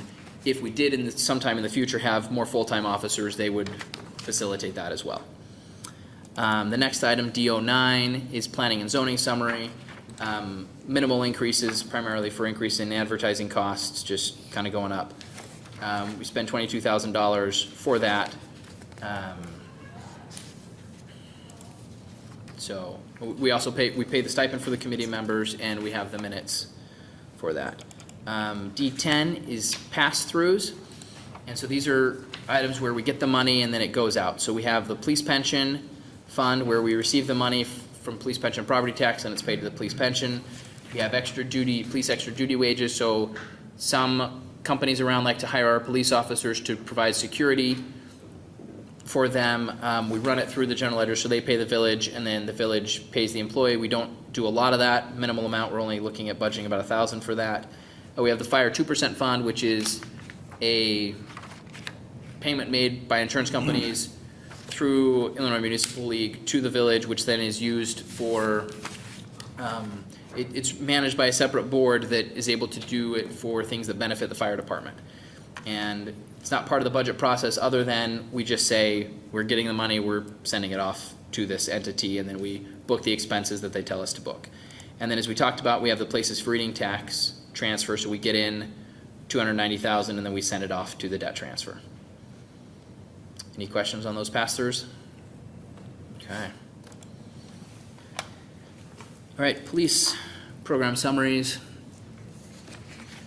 We've got patrol vehicle equipment, police officer equipment, our investigations or detectives, our drug, alcohol, and tobacco enforcement. They do kind of their administration, support services, which is the records clerks, their facilities, maintaining of the weapons and ammunition, community outreach. They do communications, traffic enforcement, non-emergency services, and emergency services. And then crossing guards. As you'll recall, we talked about crossing guards previously, and so that kind of covers, we'd had the other items. We'd had the pop detective listed as $101,000 under investigations. We've talked about those items as well as the proactive replacement plan. Any questions on overview, please? No? Okay. D12, Public Works Facilities. So this area of our budget includes landscape maintenance, building maintenance and services, taking care of the plaza fountain, repairs to all our facilities, custodial services, safety, which has been moved into administration, and then administrative employee services. So for all of these facilities items, we spend about $677,000 to perform all of those functions. Any questions on that? So you can see the items that we're looking at doing. Some upgrades to Village Hall, depot upgrades, Park District mowing we talked about, unit heater replacement, some upgrades to fire department buildings, a little bit of upgrades to police department, public works upgrade, and then the municipal services window, if that's the direction that we're given at future committee meeting. Steve, can I just ask you about the Plaza Fountain? Option B was minus $3,900. Yeah, so let me take a look at that. Or whoever. Yeah, so with the Plaza Fountain and this is. Spring and fall service says $5,600. Yeah. Is that so- yearly? Let me pull it up and see.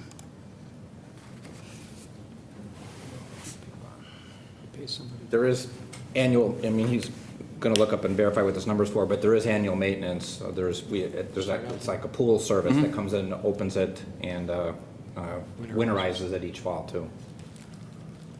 We do maintenance probably every week, otherwise just getting stuff out of it. Yeah, so. Picking so up all the pennies. The change from last year was that last year, we had put an extra $4,000 for some additional maintenance and repairs that it needed.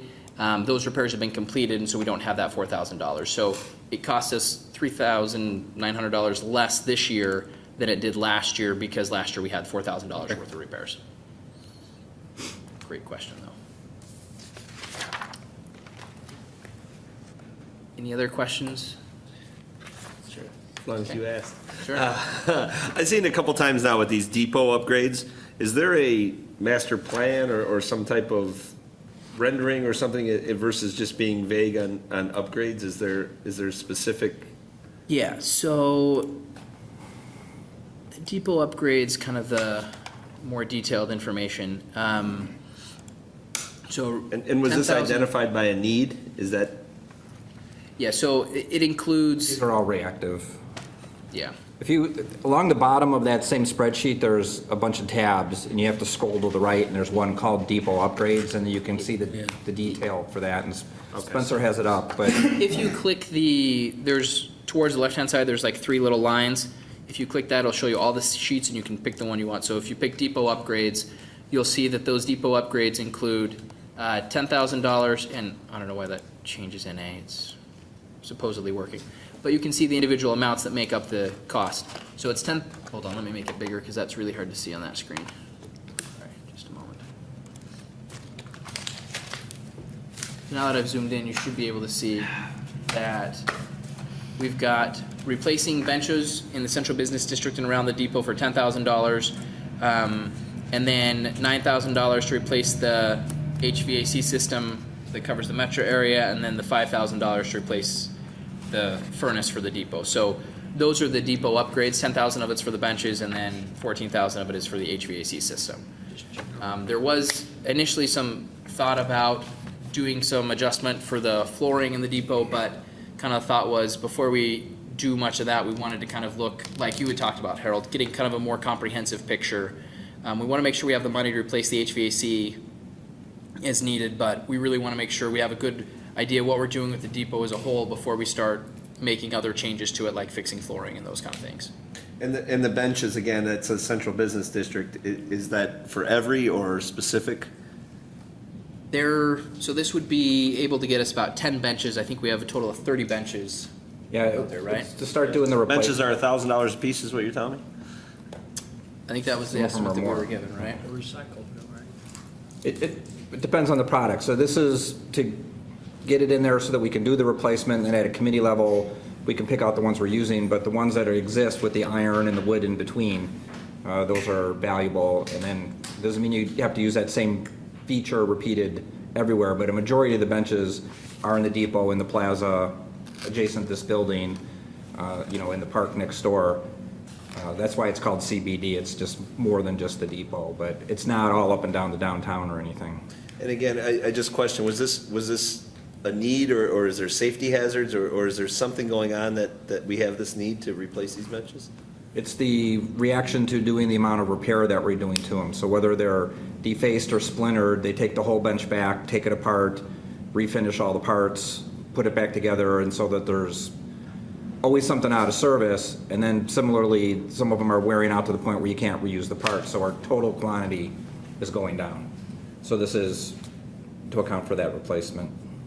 And we can make a note so that kind of when we get to the end or tomorrow, when we deal with it, we can come back to the benches and kind of cover them again and make in more detail and make sure we get answers to whatever questions you've got, and can kind of decide, do we want to set aside this much money? Do we want to set aside less, or do we want to decide just to not fund it right now? So Put less we'll come back to benches that. I think I'm falling victim to Trustee Addington has pointed this out. I've been in the village too long, because it seems like those are new, but I guess it's probably been since Main Street when those were replaced, right?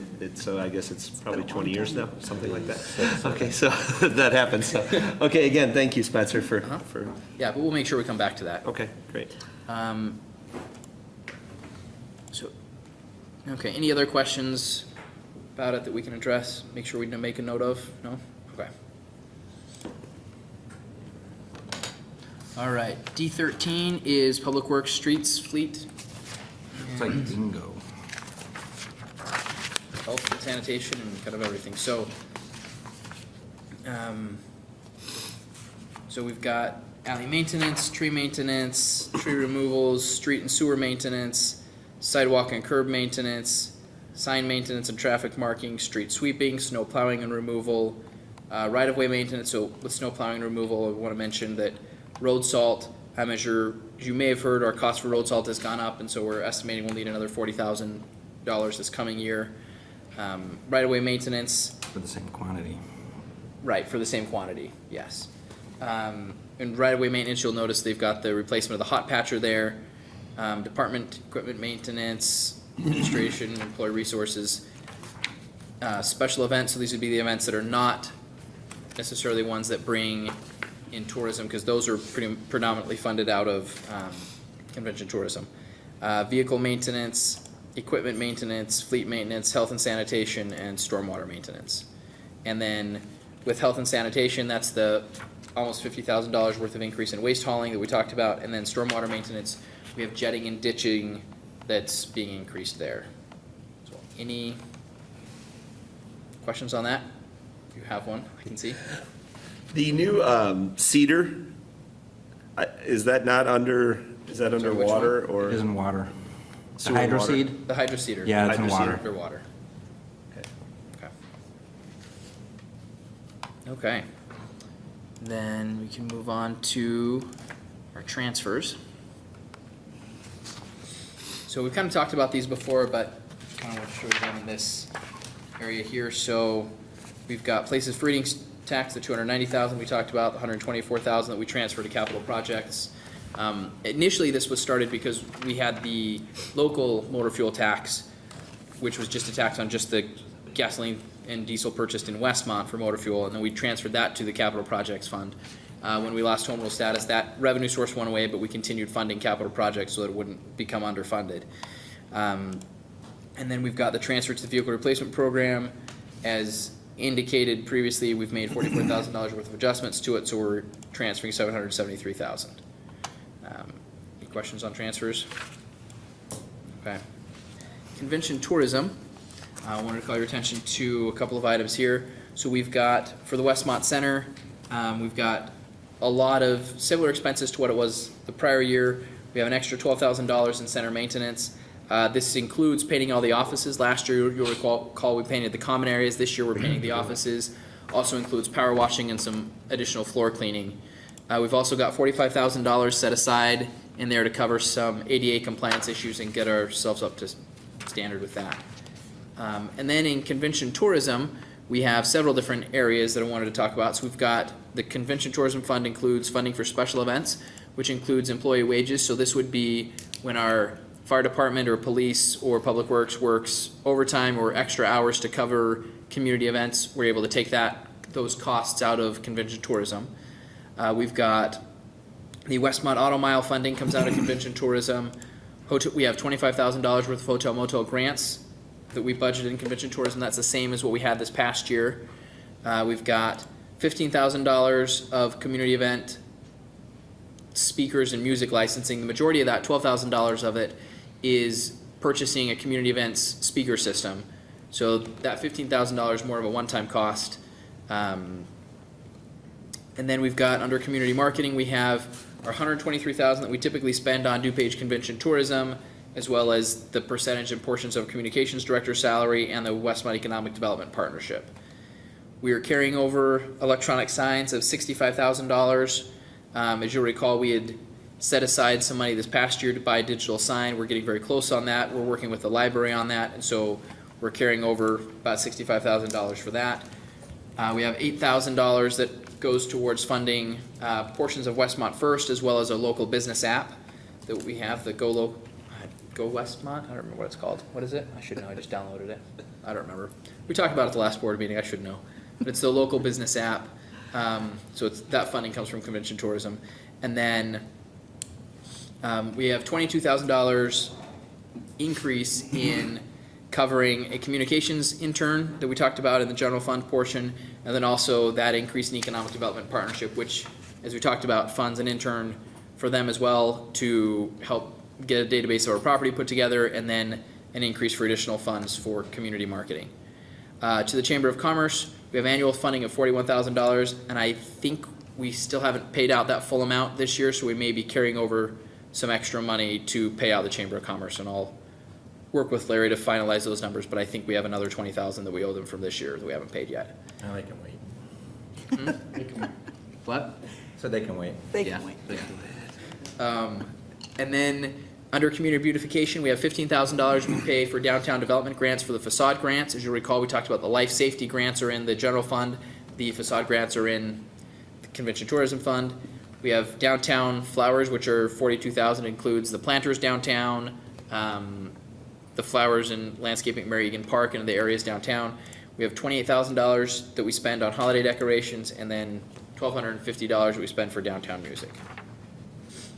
Spencer, Yeah. on that flowers, Yeah. are we allowed to pay the guys for the maintenance, or is that figure in there? That does figure in there. So we've got we set aside some money to hire some additional seasonals to be able to have them go take care of and water the flowers. Yep, so that's included in there. That's part of the 42,000. Okay. Moving on to capital projects fund, D16.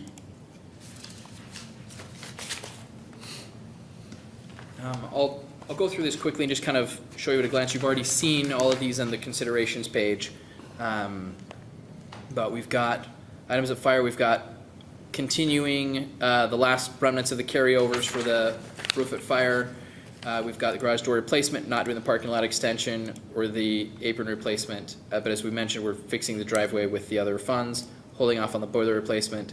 We're doing the ADA compliance at Village Hall, setting aside some money for Village Hall security, which we've done for the past couple of years. Finishing off the build out upstairs. Currently we have painting the Village Hall, not doing the backup generator. At police, we're looking at getting a fence replacement, replacing carpet and painting the stairwell. At Public Works, we're looking at replacing garage door openers, getting a fence in the northeast corner. We're holding off on Cold Bay storage extension. We're looking at getting an above ground vehicle lift in fleet. We're looking at getting a root pruner. We're holding off on fleet maintenance software. We are hopeful we may be able to get that included as part of the ERP that we've already got budgeted in the general fund. We're holding off on a cable tester for $8,000. We're doing the in-car cameras as we talked about, but holding off on interview room cameras. We've got video replacement equipment of a carryover. That's what I mentioned is the $6,000 that's left over from the $50,000 we budgeted last year to cover the video equipment for this room. And we've got $25,000 for gateway signs. For improvements, we've got several that are carried over: the Cumner Road, Hidden View Drive reconstruction projects, 60th Stream Bank, and Ogden signal upgrades. We've got additional carryovers of Eagle Creek, some work on the depot if it's needed, the annual sidewalk project, and then the in-pavement crosswalk lighting. We've got Wilmette design cost for the green constructions. I'm going to have to make it slightly smaller so we can see it all in one line. And then CBD alley reconstruction for the design, as we talked about. New ones coming forward at $30,000 for Eagle Creek subdivision. We've got the CBD reconstruction. We've got the Cumner Road items, more CBD alley. We've talked about the Deer Creek detention, the rear yard drainage, the Oakwood drain line subdivision, so the construction, and then the phase 2 engineering. And that kind of covers the items in capital. As we mentioned, we're holding off the railroad. Any questions on those? I know we kind of covered them already in considerations, but any follow-ups on them? No? Okay. MFT funds, again, we've kind of talked about all these. There's several items that we're carrying over. So as I mentioned before, we have a lot of carryovers. And in fact, our carryovers in the motor fuel tax fund total $1.5 million of carryovers. These are items that we kind of set aside and are funding in case we need them. We've got the debt transfer, and then we're looking at a net deficit of $1.1 million. We have 1.5 in carryovers, so in reality, we've got about $300,000 that are going into increase the fund balance from where it was at this point last year. Any questions on this as far? Okay. All right, moving on to D18 bond funds. We've got our first bond, which is the 2013A, is the motor fuel tax spring resurfacing project. And then we've got a fall resurfacing project for a total of $3.2 million. That's about what we had talked about doing when we got it. It was about $3 million each year. We're just following that same program. And then we've got on Bond B, which is the non-MFT structure, we've got a couple of different items. We've got carrying over of our green infrastructure feasibility study, for we expect to spend another $45,000 in that. That's the item that Steve mentioned. Part of their study, they're looking at green infrastructure and finding ways to pay for that. One of those ways being the CBD LED conversion. So one of the reasons we're thinking about holding off on doing it right now is to wait until their study's done and they can kind of find the best way for us to do that, and we can work those costs into improving and helping with some of our other green infrastructure areas. As with last year, we realized that we have a FEMA grant out there, and there's $440,000 that it may cost us if all of those grants come through for, to allow us to purchase property. We do not know if those are gonna come through, and what was decided last year and what we've continued to do this year is to say, if it comes through, we'll deal with that at the time and decide what we wanna do, but we're not gonna try to hold our bond money aside for that, because we have to get the bond money spent by October of 2016, and so we really don't wanna hold for the $440,000 that we don't even know if is gonna be an expense that comes up. So that's the same thing we decided last year, and we wanted to continue with that. Last year, again, there was the possibility of doing Wilmette reconstruction. The green portion, we decided to hold off on that. And so again, unless we get other instruction from the board or plans to hold off on that piece. We also don't have the funds to do the full construction for Wilmette, so we're kind of holding off on that part of it. We had funded the green portion of it, we're planning to fund out of the capital program instead of out of bonds. We have $100,000 as carryover for low depressional area studies. This was set aside because we have a situation where we'd be able to use the studies to help with figuring out stormwater issues, so we were able to use the bond money for it. But the primary benefit to our residents and developers is that when somebody comes in and wants to build in an area that has not had a low depressional area study done, they have to get the study done before they're able to build there. And those can be quite costly, and so what we had said was let's set aside $100, so if people come in and need to build somewhere where we don't already have the study done, we can at least cover the cost of the study for them, so it's not the first person that builds We're there. not prepared to do a village-wide study, so we're setting this aside, and as the interest comes in the different areas, we'll apply that money to that study. Right, and that's been kind of what our plan was previously, but as we're getting closer and closer to the deadline when we need to spend the bond funds, we may have to decide, okay, these are the areas that we think are most likely to need the study done, and go forward with having the study done, and hope that people come in and need them in those areas, not other ones. And then we have additional infrastructure improvements, another $720,000 that we can kind of spend as needed. We've used this for items before, such as, when we purchased the properties on Warwick and then adjusting, raising the structures, those kind of items. So we can use it for those kind of things. We could use it for, we'll probably be using a piece of it to cover the additional costs to our Public Works Department as we go out in preparation for the MFT road resurfacing. We have to go in and fix any stormwater issues or drainage issues that are in that area, and so we have to use materials to cover that, and we'll probably be using the bond funds to help cover a portion of that. And then kind of remaining amount to be determined. If we are able to find a stormwater project that we can get going and get done quickly, we could use a portion of the money for that or other items related to infrastructure. Any questions on the bonds? Okay. Then D19, we've got our debt service. We've already kind of talked brief terms about that. The total bond payment is $741,000, and it gets its money from the transfers from the other funds. Any questions on that? No, it's fairly straightforward. I like those. What? I like those 10-second. Yeah, those are good ones. Nice. Plus it went the right way. Yes, yes. Win, win, win. Yeah, okay, so D20, IMRF Social Security Fund.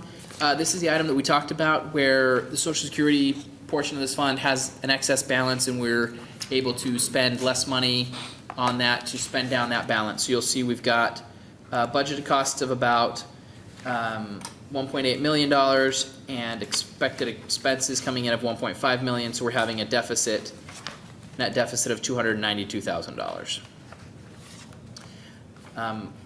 As you're aware, we're still in discussions and still in, trying to decide exactly what's going to happen with people that had worked in the fire department part-time over 1,000 hours, and so we don't expect to need to spend this $255,000 for additional IMRF. We had built it into the budget last year in case things were resolved and we needed it. We're building it into the budget again this year in case things are resolved and we need it.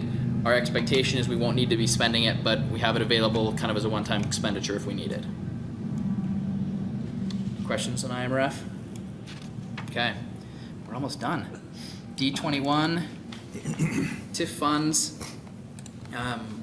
So this is the one where we're not expecting to get a lot into it. So we expect to get about $8,400 in our Central Business District TIF and about $21,000 in our South Westmont Business District TIF. We've got potential payment. So this item D, the school payments of $2,100 is what we will have to pay if that's if we have the amount of revenue we get in there, we have to pay a portion of that revenue to the school for manning school projects. So that's the $2,000. As I mentioned, it's a very small piece of the $750,000. The other kind of items we might be doing in either of these TIFs would be some infrastructure improvements. And we had just put in a rough estimate of $150,000 in each of the TIFs for that. And then potential money if we need to acquire property. We've got those funds available. We've got them budgeted. Again, this is one of the situations where we're not actually going to be spending the money until we actually have a real project or actually decide what we're going to be doing, which would be brought to the board again for any discussion on this. We then have to see, do we have the money available that we can loan to the TIF fund and then the TIF fund can pay us back? And do we want to start doing that? In general, we typically like to use the TIF funds with the way we did with Mariano's, where we get a developer's note, so the risk is on the developer, and the village is able to say, well, if your project does as well as you tell us it's going to do, then you'll get your money back. If it doesn't, then we don't have to pay you as much money back. It's a safer, more conservative way for the village to do that, and that's kind of what we would typically prefer to do. If we do come into a situation where we need to spend the money, we want to have it at least budgeted so that it's available if we need it. Any questions on those? Okay. All right. D22, EBST, downtown parking. So the EBST fund has no expenditures, as I mentioned. It's primarily for accounting purposes. The only revenue you see is $100 worth of interest revenue. Downtown parking fund, we're also not spending anything. We expect to get about $2,000. So as I mentioned, the $9,000 balance that it started with we expect end up about $11,000. Still not quite enough to, do any major Buy a parking space. Yeah, maybe enough to almost buy a parking space. And then our excess fund balance, as we talked about, transferring $1 million to general fund, and then $110,000 from the general fund, which we got as the excess property tax revenue. Any questions on those funds? Okay. So the last item we want to talk about is water. And this populates. It's got kind of their water building maintenance, their fire hydrants, distributions, valve exercising, triennial fire flow testing, and leak detection. Is this populating through? Open so. Now we've got kind of those annual items that come up every 3 years. We don't have those expenditures this year. We do have some increase in disposal expense for materials. We've got our well maintenance, our water treatment plant maintenance, water sampling, miscellaneous water treatment for the plant, the meter replacement program. I'm not spending quite as much on that this year as we have in prior years, but still replacing our meters.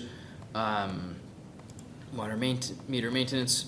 We've got our water billing, our administrative employee services, our vehicles and equipment, and this is what you had asked about, the hydro seeder, Trustee Barry. So that's for the $20,000. Did you have a specific question on it? We can, if we don't know the answer, we can take notes and get back to you, but.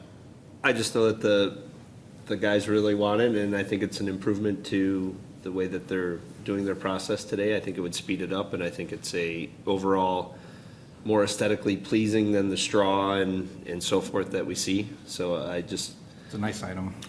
Yeah. Yep. We've got water main improvements for Richmond Water Main as well as Park and West End. We had talked about the idea of a Cass Alley water main improvement, but we're holding off on it for this year. There was under other capital improvements, if we wanted to get a North Water Tower, which we want to get eventually, but the cost is about $2.5 million on that, so we're not planning to do that right now. And then a question was raised at the budget brainstorming session about trying to help the residents at Casey Court. And there was kind of the discussion about how we could connect the water main. So there's two ways that we may be able to help, at least to some extent. One was getting a North Water Tower, which was $2.5 million. And the other one may help a little bit, not as much as a new water tower, but could help their water pressure to some extent, which would be $175,000 to connect Casey Court to the East Richmond water main. It's, we like to interconnect water mains, we like to have a loop as opposed to an end that goes off by itself, which is what they currently have. But in looking at budgetary figures, we felt that this year was not necessarily the year that we could afford to do that, unless, of course, the board directs otherwise, and then we could do that for $175,000, which may help those residents to some extent. Any questions on those items? Just so I get it straight, the fire hydrant replacement is 132,000, So the 10 hydrants? So we're looking at, let me pull up that detail. So in the fire hydrant replacement, and that would include, let's see.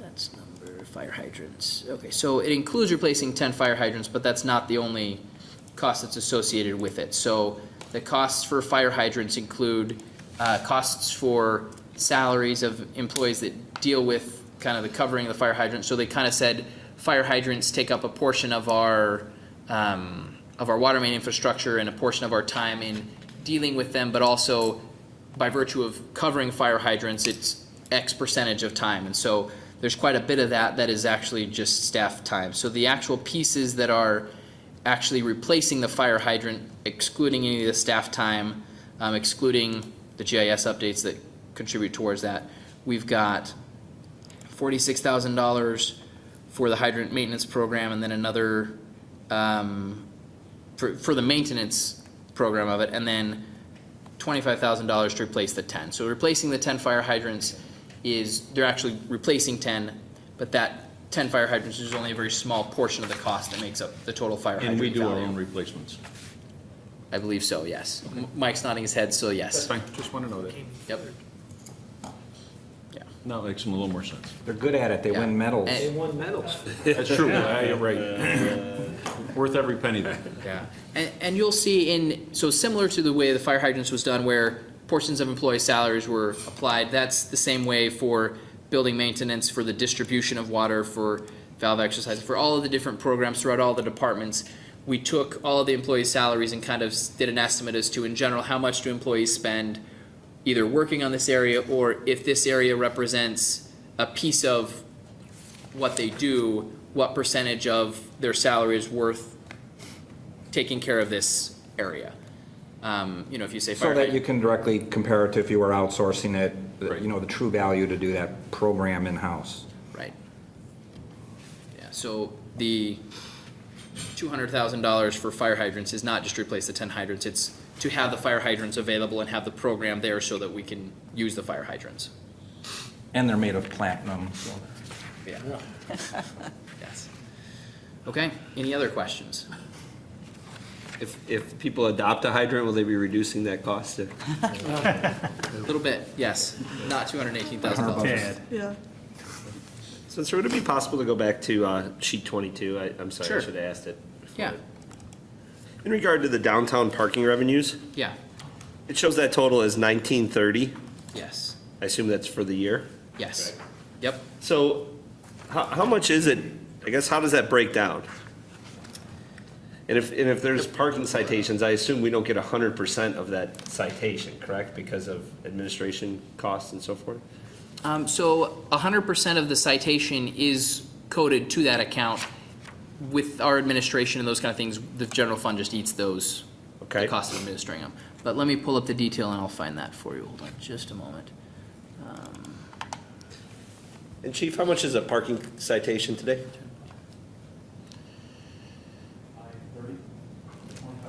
25 or $30?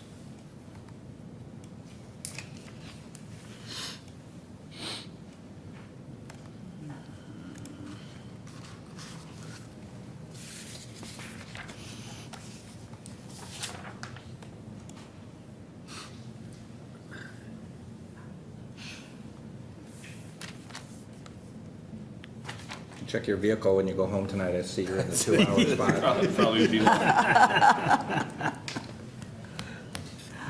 And then maybe, No, it may be easier to get it. okay, and then I Jenny, wanna maybe say you it's know, like what is the fee close to half if and you half. have an employee parking if you get the permit? What is the fee for that? Do you know? Commuter parking? No, the No, you mean employee, the Oh, yeah. downtown employees? Yeah. I think it's 25 a quarter, but it's like 75 for the year or something. Yeah, that sounds familiar. we I can think- get all that information to kind of let you know how many we We had give of them a each. discount if We they can buy give you the whole actual year. They figures do for last get a year. discount if they do it for the whole year, so. It just and I'm thinking overall of seems 20 like a number that's low, Okay. It Well, is.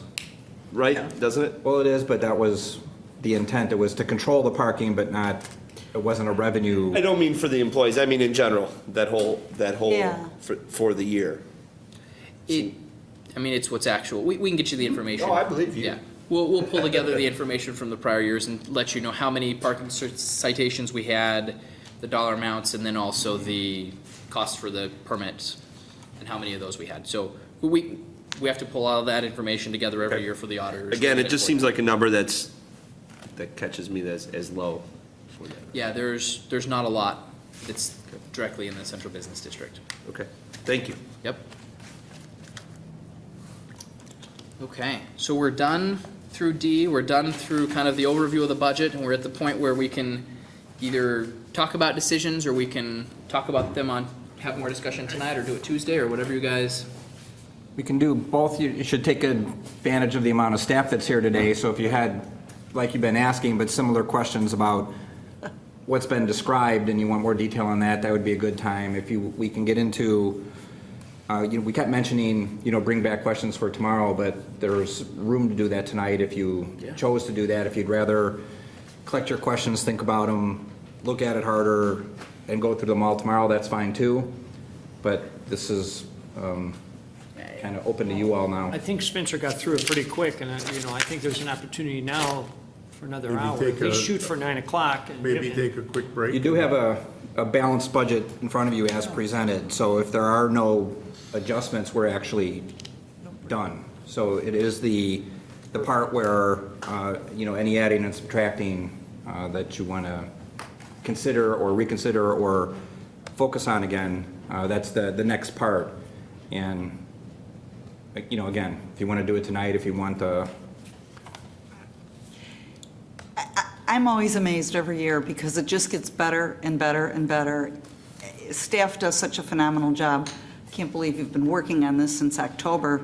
It sure makes our job easier. I think everyone would agree. it's amazing how well he understands 100% Oh, of I don't everybody's know how budget, but Spencer- they yeah. all did all that work. Every department, he good could job. talk about every department. Is everybody, are we okay to take a quick break? Yeah, let's take a break. And have at least an hour's worth of questions? Yeah. And staff Yeah, I can find think some that's good. answers for tomorrow night?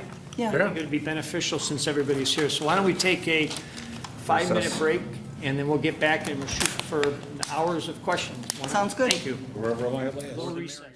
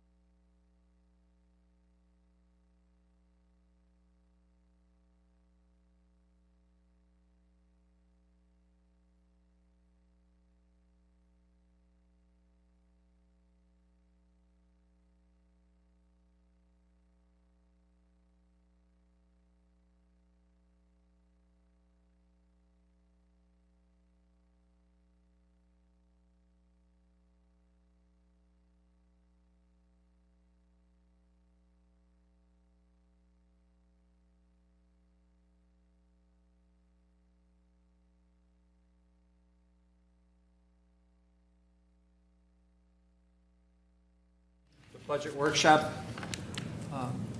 At 7:59. at 7:59. At this part of the agenda, we've got decisions or discussion, and we'll open it up for questions. Any of the trustees have any questions, any comments from staff? Bruce? Two simple ones to start with. Spencer, on this slide that you showed here, Yeah, I can't pull it up on this because it's new to me. okay, yeah, let me pull that up. Anyway, you know how the property taxes were shifted where we're putting more in the general fund and 68 as opposed to the other side? Yeah. Who determines the shift in that distribution? Okay, so it's whatever we, as the village, decide we want the distribution to be. We have the ability to make that change and decide however we want it to be. So what we had done last year with the budget was just kind of talk with the board about it, say this is the recommendation of what we, are suggesting that we do, and shift it. So the recommendation regards. came from Yeah, finance from department? finance department in conversation board, with and the we village had a manager. hand in Yeah, that. yep, Yep, fine. yep. Okay, and then I had one more that was, so I can understand this, the ADA compliance, the $45,000. Yeah, and convention tourism. Yeah, we're in, there, as I remember from last year, there's no requirement that we spend that kind of money, correct? Yes, that's correct. So we don't necessarily have to do it. We have to be making some progress towards it and be doing some things for it. You know, we had the entire accessibility plan done for all village facilities, and we had this list, and immediately we went to the ones that the facilities staff could do, the simple things. Right, I That we do as saw part of our that, daily yeah. routine, and then some of the bigger constructive things or require more expensive parts, whether we're doing it or we need someone to come in and do it. This is to take the next steps and towards ADA compliance. So So we can what- control the rate that we, Yeah, but when I saw the 45,000, it led me to believe that we have a ton of things that are out of compliance, or we have a lot of things to do. Do you have detail on what that is? I do, I don't have it for you tonight, but there's a whole transition plan, Yeah. of which this is, and actually, that's not all of it, that's just the next parts. That's a piece. But it's all facilities, so it's the facilities, and that would include all public spaces as well, so not necessarily, Well, that 45,000 is like around the Westmont Center area. Yeah. But yeah, yep, So this is for Westmont Center, yes, more or less? yes. Wow. And we did the transition plan, which you prioritized ADA items in that, and you showed the total cost could be well into the... yeah, and some you just don't touch until you're doing actual constructive Right. improvements anyway, but given that Westmont Center is, we're landlords there, and the tenants too, so we're just starting with that. Okay. Along the lines of facilities, we keep taking that generator out every year.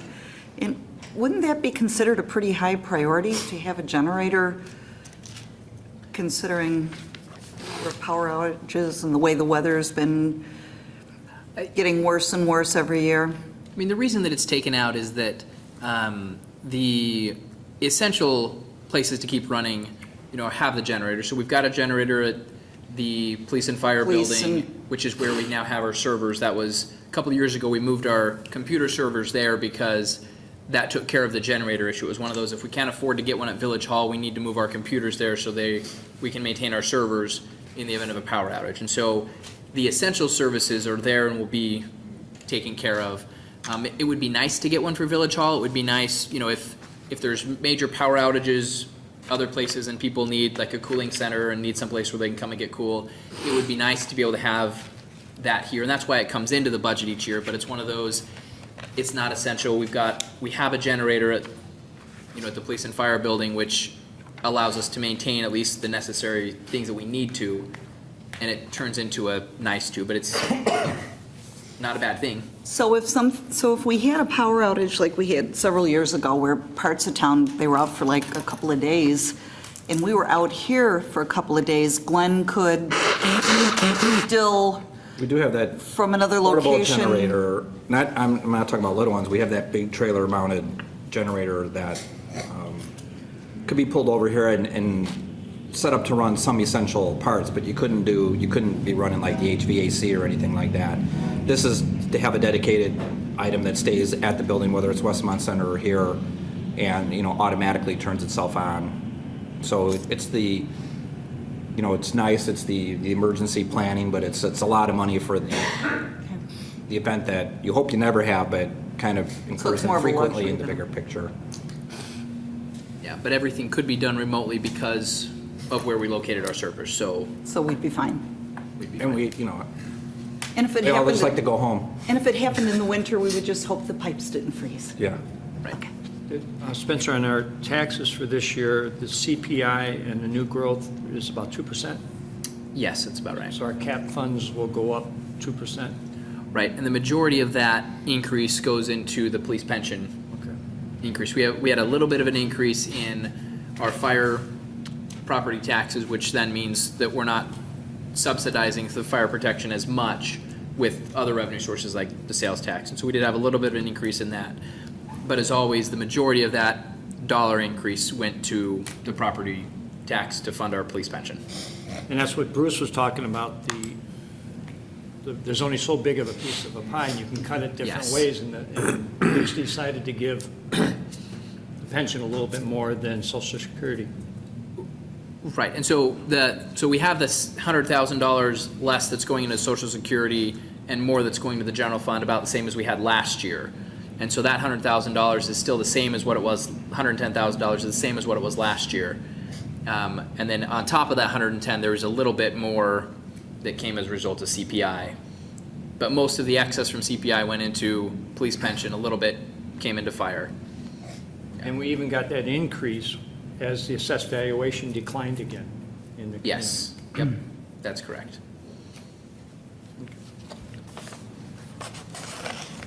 So it looks really good now, but a lot of it hinges on the LGDF and what happens with that. Absolutely. So we really do have to have a Plan B.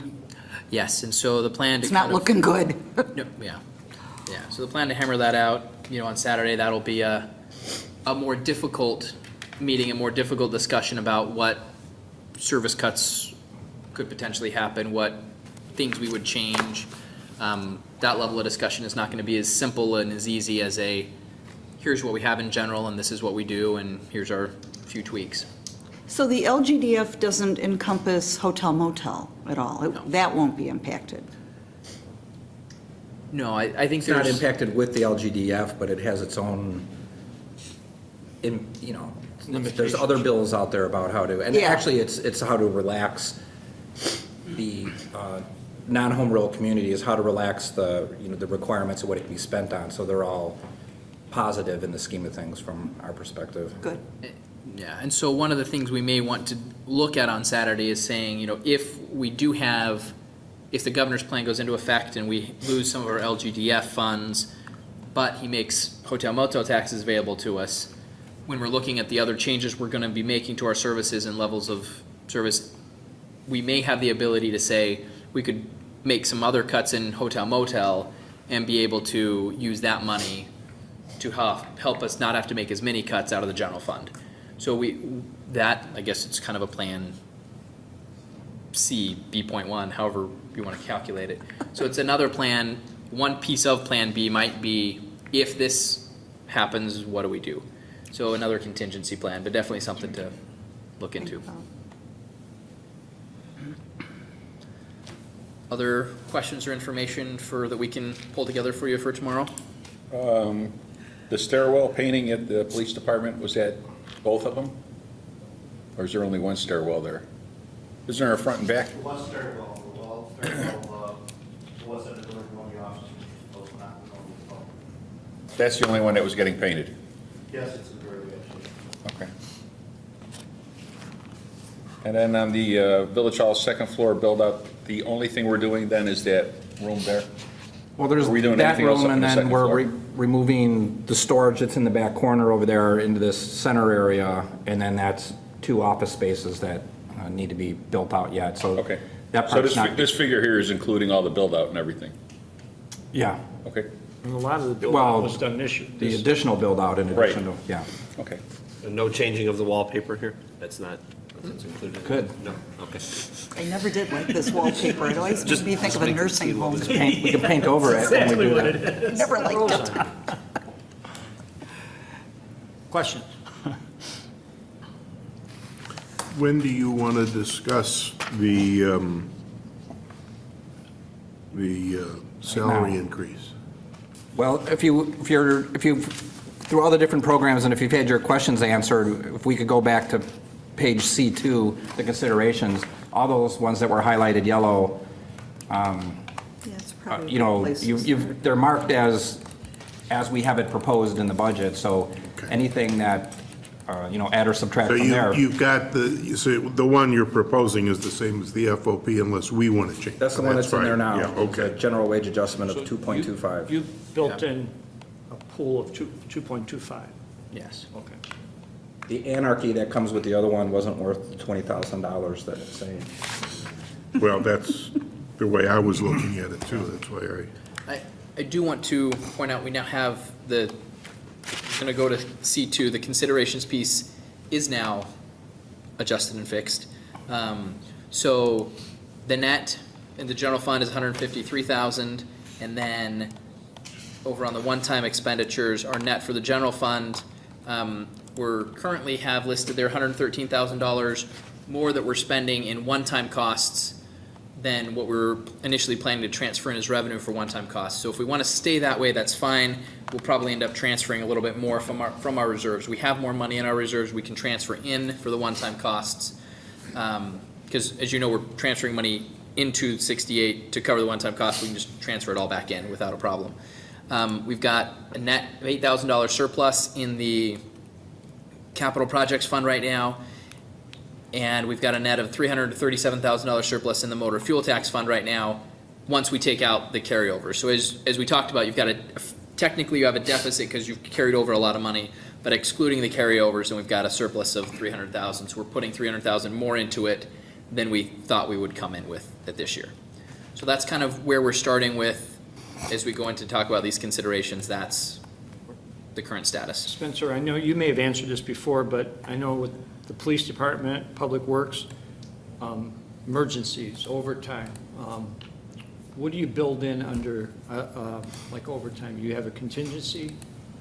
Do you base that on previous year? Do you add to it? Trends. Yeah, we Trends. pretty much base it I know on the previous last year one trends must have looking clocked, at I it. mean, that was a 12, how many hour on I Easter? think ComEd On should Easter? pay for that. Well, no, that was midnight to 6 p.m. So that event took. that reserve's already in your Yeah. salary? Yep. Okay. And how have we, over the last several years, have we been under that reserve, or have it? We can certainly pull that information Yeah, together. just curious, like, Yeah. because I know you've got a reserve in the police for their overtime Right. and in public works. Yeah, we can take a look at budget versus actuals over the last several years. Just curious. Yep. And snow plowing, any type see the of pictures? overtime. Sure. Again, along facilities, and maybe Chief Weiss can elaborate a little bit. I noticed we had the boiler replacement in for the fire department and then took it out for 60,000. I just wondered how critical that would be if that failed. Would that be something we'd have to take out of our reserves, or do you have a little slush fund somewhere? So, And how fragile is it? He doesn't you have know? to come to the mic, he just shook his head no. And how fragile is it? I mean, are you comfortable If you in? think back to like our air How conditioning. many? But most likely, It's a a whole boiler proactive wouldn't go out. They would just replacement. service a part. They wouldn't, you wouldn't be forced to change the whole But if boiler. it's Yeah, 25 years wait. old, well, they had identified several different facilities items that needed to be addressed and looked at. And we had talked with fire as well as facility staff and said, given these items, which ones are the most important? And they had ranked them and prioritized them, and that's what we used in putting them in the budget. Okay. So is it up for replacement, and would it make sense to set aside money to replace it? Yeah, it's at its end of its useful life. But there's other things that we think are kind of more important to make sure we take care of this year. And then obviously if the whole thing goes and there's no way to repair it, we'd obviously take care of it and fix it. We'd pull from the reserves, and facilities has a little bit of money that's set aside for general repair stall facilities, and so it would come out of that, and, we just have to eat the cost, but, Gotcha. So, yeah. as long as we're talking We're heat, okay. what are these heaters that are listed here? It looks like almost, there's a couple different departments that they were under considerations. Yeah, so we had 3 different departments where our unit heaters are at the age where they would need to, in theory, be replaced. And so instead of making a decision as to which of the specific departments need to get replaced, we felt like the best thing to do would be to say, here's a dollar amount to cover replacement costs, kind of village-wide, and see which ones have the issues and which ones need to be addressed.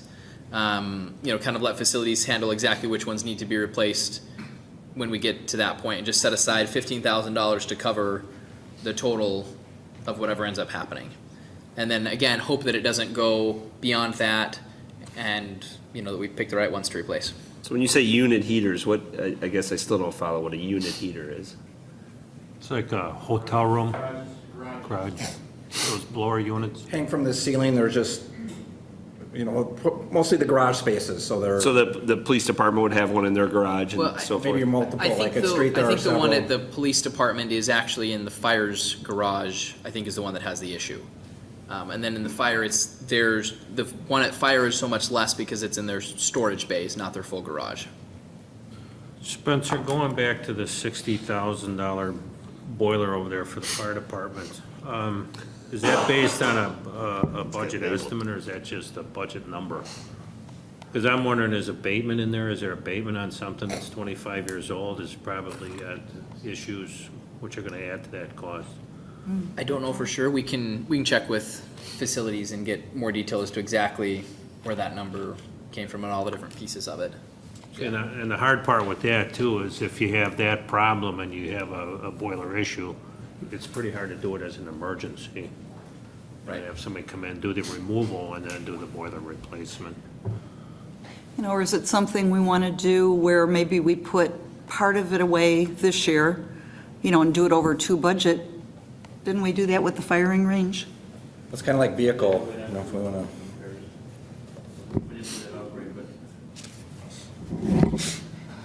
Oh, he's been dying all night to get it. I know he gave me $10 to ask a question.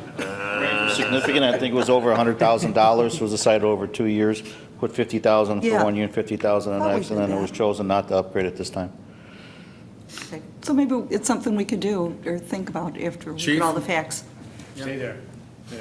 Yeah, because then I'm going to throw something at you. I'm just going to go back to the Sorry, Tom. stairwell painting. I will confirm on that. I know that the west hallway is very, very bad. How much repair work is in there for that kind of dollar figure? It's just painting, and it's a special, there's the special paint kind of like you put on garage floors, painting. There's no. So this is floors and ceiling, or walls? Or No, what- this is just the steps, just the stairs alone, and railings. Oh, not the walls, the No, stair, the I don't steps? I don't believe so. They could use it, but I don't believe so. When we originally proposed it, we proposed just for the stairs and the railings. It's like 45. Because of the heavy use, it's just, it's flaking up and it's down to the bare cement. There's no damage to the steps itself, it just needs to be painted. Prep is terrible. It's a coating, I understand it, on a but, painting, but. I understand it, but $6,000 worth? We'll get. Or is that including anybody's from the police department's time and, salary involved in that, like we're putting everything else? Or is this just a bid that went out and it was $6,000 to paint the stairs? It's not a bid. Okay. But I can't tell you for sure how facilities estimated that that's what the value was.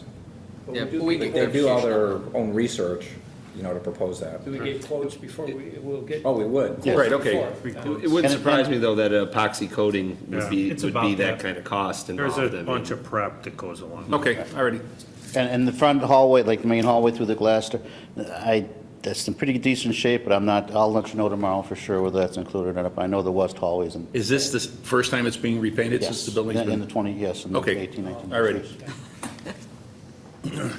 Again, that's a new building, I thought. 20 years old now, is that what you're Can telling me? you Try to keep it believe in good that? shape. It's like brand Just getting older, Harold. Trustee Addington told you to stay there. As long so- as you're there, and as long as you have now burped, I should have drank the pop. and you agreed to at least experiment with 3 years to 3 per year and go a little bit longer on the SUVs? Yes, Now that you've taken that first step, yes. take the next one. Start thinking seriously and work with our maintenance people, see if you can get another year out of those vehicles. We want to try to see what we're going to do. One thing I mentioned to Spencer, where you have to the current money for the budgeting for vehicle maintenance is the same as it is now. The mechanic had said that if we're going to do this, we have to up that, and I don't think we have. The utilities, for Ford utilities, are designed to last longer. The brakes are designed, transmissions, everything like that. We want to give it a try and see, and if it doesn't work, we'll come back and say it's not working and let the board know. But we will make do with whatever we get. We feel that this is something that we can try. My staff is, I want to thank both departments, because between the police department and the fire department, they knocked 70 grand off of the budget just in vehicles, and, you know, they both listened, and we appreciate you trying that. But, you know, I think we can stretch it out a little bit longer. I think we can get another 60, Trustee, 70 grand. I've been driving cars where we had like over 100,000 miles. Well, that's the key. Yeah, I mean, once you start getting 75 or higher, you're starting to increase costs dramatically. You're also starting to put safety, you know, at risk as well, too. Again, though, we're hearing that these utilities are designed to last longer. We're going to give it a shot and see. We'll know in 3 years. Right. And those cars aren't driven the way ours would be driven. No, they're heavier Oh, duty. they aren't. It's a Some will whole sit, different. yeah. Yeah. One of the things I wanted to point out, when we did the survey of other communities, we found that, so kind of the year you're thinking about, the 5 years, is typical for most patrol cars are typically replaced at 5 years of age. One of the things that we do differently than a lot of other communities is when we're done with our patrol cars, we then hand them down for continued use for other departments. There was one other department that did that, and like us, they had a 3-year replacement cycle. We looked at saying, well, would it make sense to say, let's go to the 5-year replacement cycle and then not do continued use, try to do what the other communities do? When we ran those numbers, it turned out that would end up costing us an extra $10,000 a year.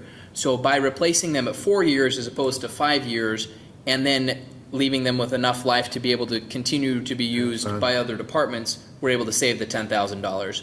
So by being at the 4 years, we think that we'll be okay, but there is a reason that we're not at the same 5 as the other people, because we have kind of the hand-down use of vehicles. And so when we talk about replacing a car at 4 years, it's actually not replacing a car at 4 years, and it's something that we've talked to at staff level, that maybe it makes more sense when we're talking with, you know, at board meetings and with items that are being presented to the public, maybe it makes sense to actually talk about the vehicle that's being replaced, because when a car is 4 years old or 3 years old now, we don't get rid of the car, we just transfer the car.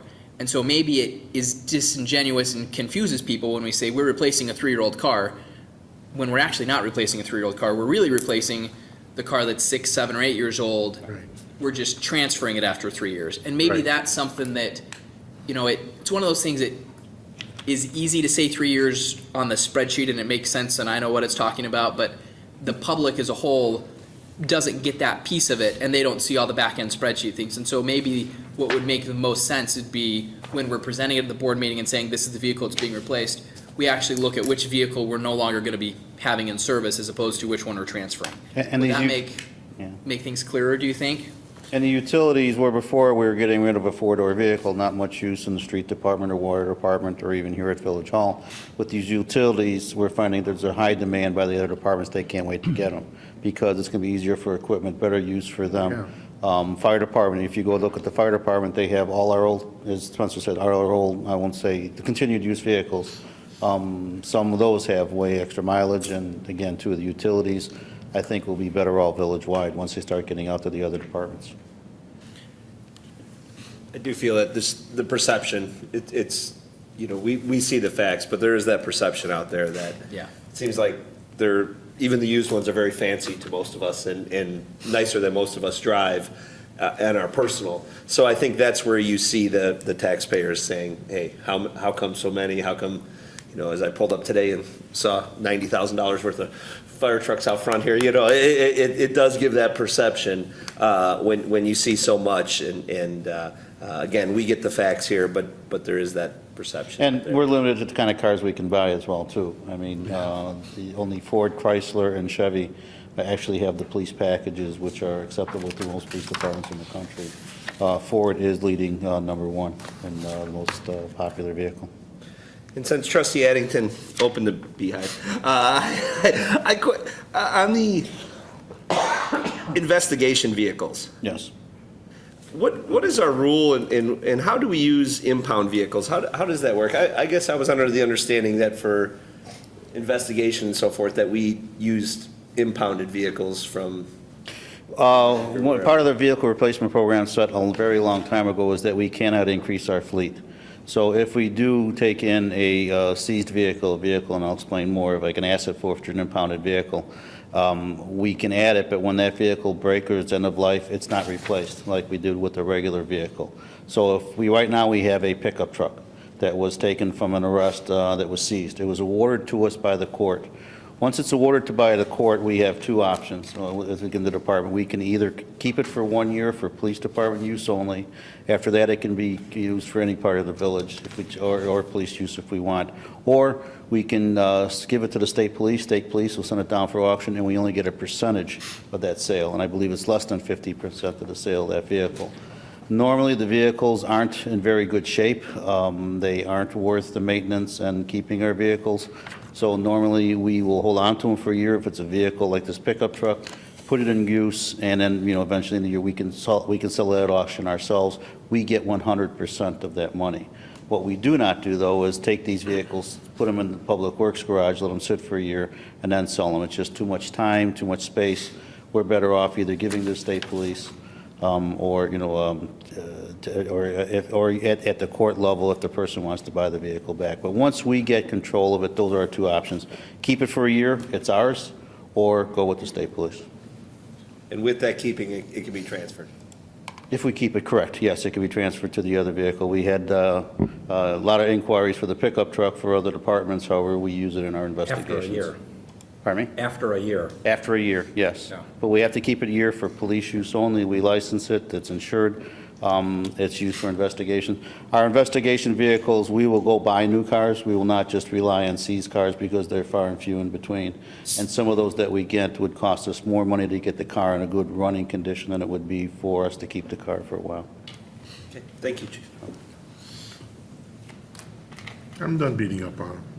Can I go sit down now? Any other question for Chief? Stay on the Standing. end seat. Chief Weiss is sitting there, he'd love to answer some questions.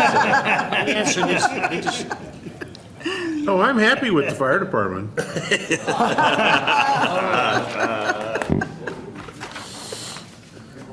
I do have to say, I've had an opportunity to sit down with staff several times on this whole process, and they have worked with every department to balance this out. So I don't think any one department has, they may disagree, have suffered.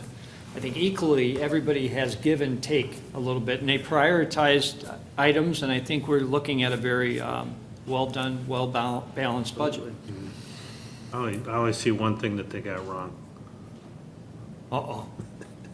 We had a real good community development committee meeting a few weeks ago, and we were looking for this part-time fire inspector for the multifamily. And I think, being through that, being involved in it, all the improvements that are being made in code enforcement, and I think it's just critical having 50% of our community in multifamily. It's critical to have that person, especially when we heard, now we're shifting my shining star a little bit. He's going to, shift responsibilities a little bit. And with You know Vicky- that's his nickname now, right? I know it is.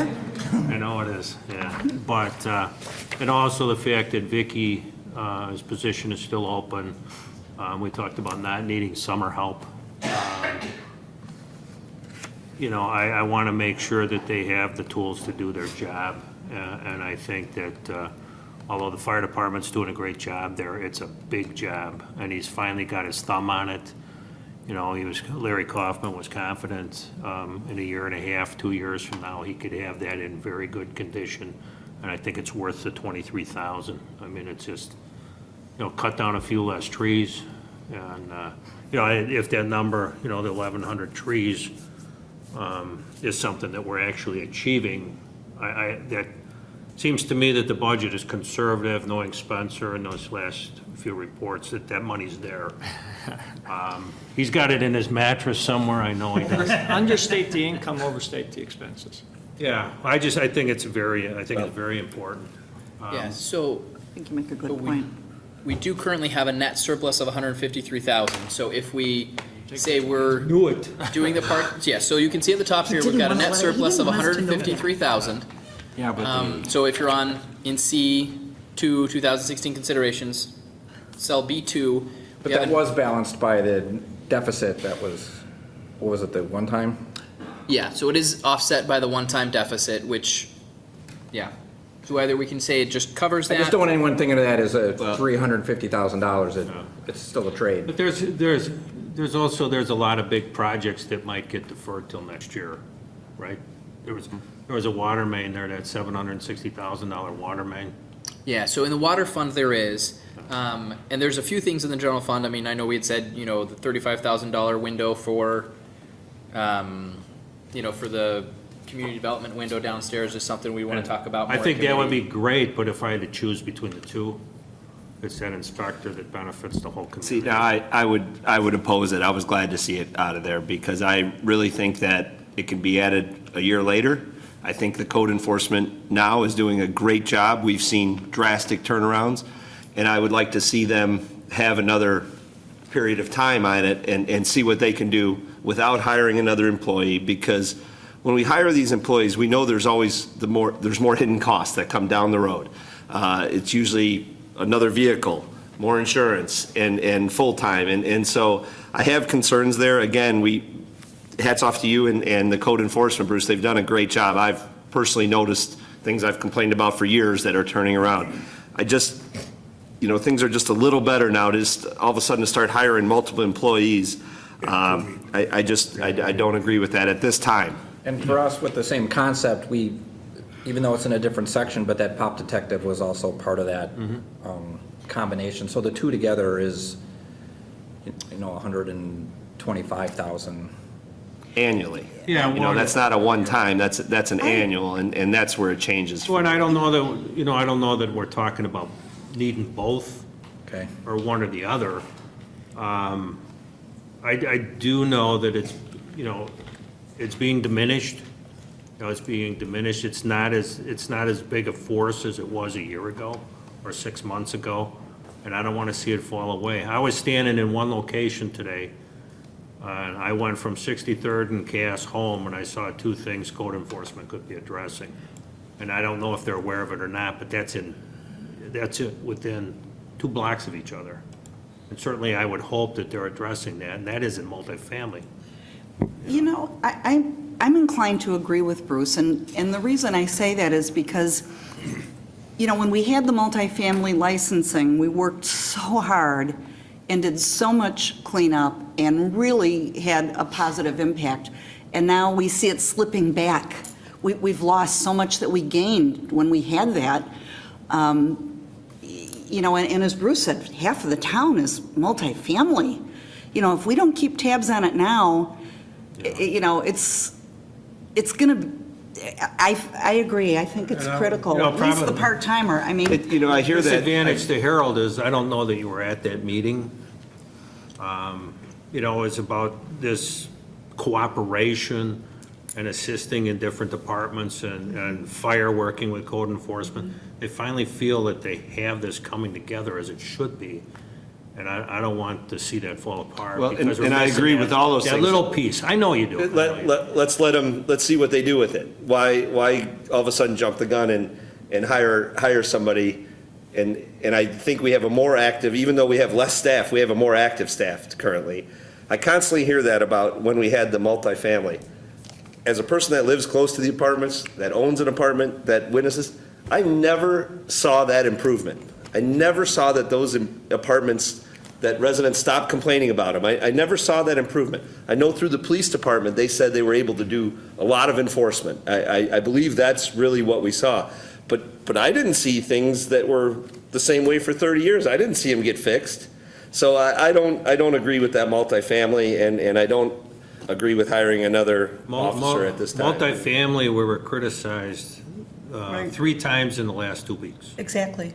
Well, no, again, that went on for, I've never heard the criticism stop, whether we had multifamily licensing or not, and that's to my point, you know. Can we clarify what this inspector could potentially do? I'm confused because it's fire, we're talking, multifamily, are we talking sprinklers? What is this inspector's role if there was someone that? There's an additional part, right now, the Fire Prevention Bureau does these inspections, but they do the minimum required, but this would be to be more proactive with that portion. There's certain things that the Fire Prevention Bureau can do that code enforcement can't do as far as what they look at or when you can go into a building, to do certain inspections too. So this is just to enhance that aspect of it. I don't know if, if you want to elaborate on that, but so that when we're doing the code enforcement things, the Fire Prevention Bureau can be with them also and do these things together and in tandem. Right now, they're just different schedules. The Fire Prevention Bureau is part-time people, and it's just to dedicate somebody to focus on that. And it is a part-time position, but. So this is eliminating what we have, or this is adding an additional one? Adding, it's enhancing. Yeah, there's a request to add an additional one. We currently have the inspectors that try to get into, each multifamily unit once a year, and that's kind of our bare minimum. That's what we're doing right now. There was a request to add another part-time inspector, which would then free up one of our current inspectors to be able to devote more time to working with code enforcement. Very similar situation to what we had with police when we had a problem-oriented police detective. Again, our police are doing kind of their minimum, and so back when we had Lenny as the problem-oriented police detective, he was able to go with code enforcement and could kind of have the police piece of it to be able to get some enforcement done. This is a similar kind of thing with fire, and so it's, kind of the three-pronged approach, being able to have an extra person to help work on multifamily, from the fire for the $23,000, for police for the $100,000, and then from code enforcement, which is kind of what they're trying to do, and with their extra staff with the new building commissioner, they kind of have that momentum to get going, and they want to kind of go with all the departments at once. That was kind of what was discussed at committee level. I don't know if that helps explain it, or So if we don't add this one person, Chief, you might be able to answer this better. Do we lose the ability to be enforcing? It sounds like this is something new. We're doing a pretty good job as it is recently. Actually, what we wanted to do is dedicate one of our part-time inspectors just to the multifamily. And that specifically, we started with 67th Street, and now, we have other areas that are turning just like 67th Street. So this person would be dedicated just to the multifamily. Right now, they go there once a year for their annual inspections. They make their documentation. They do some follow-up. But then after that, there's no visit unless there's a complaint. Yeah. So what this person will do is might be in those areas once a month or once every other month, and they will stay on top of things till they're taken care of. They work with code enforcement. The other demand on code enforcement too is that people have talked about asking them to do more with rental housing. Yeah. Because that's another issue that hasn't been really tackled. As I look at this, we have $25,000 budgeted for gateway and wayfinding signs, both of which we already have. They may not be aesthetically as pleasing as we'd like, but I think, that money would be better spent on something that's going to benefit the entire community.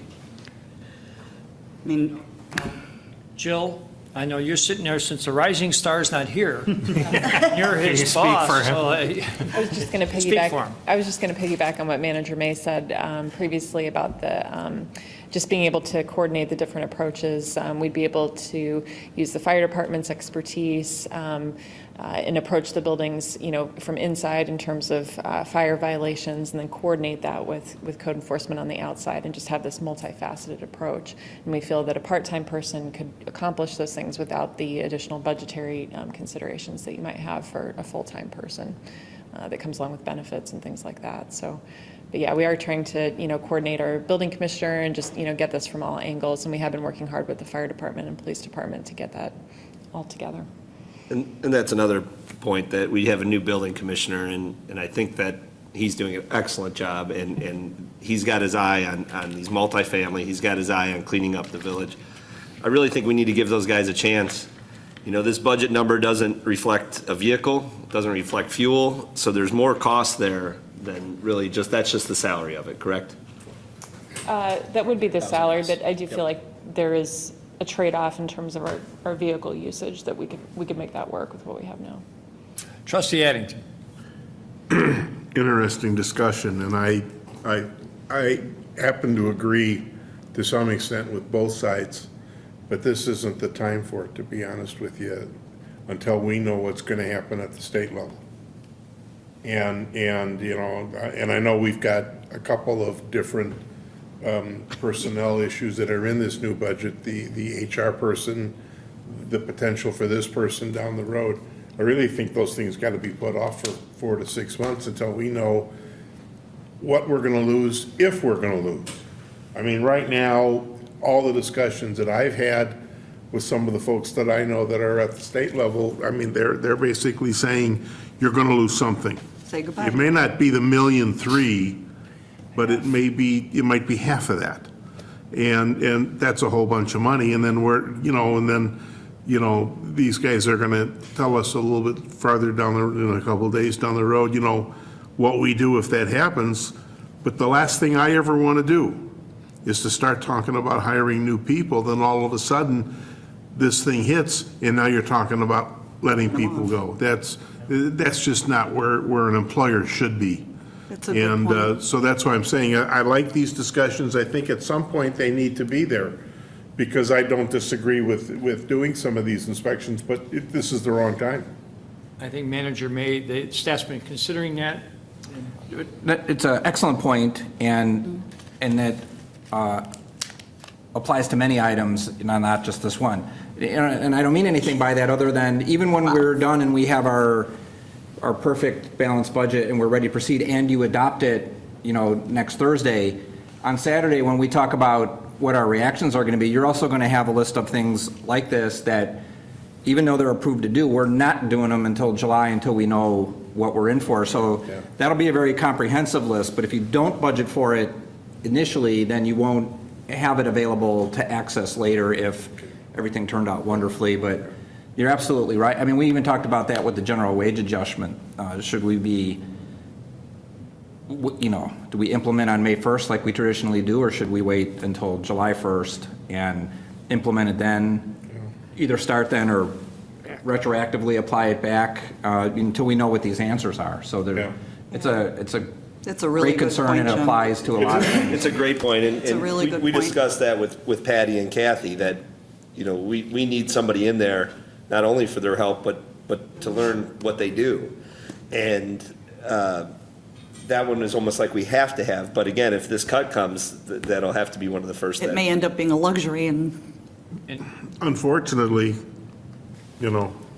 but for you, you're both aware, our two new people, that the governor's talked about cutting? Okay.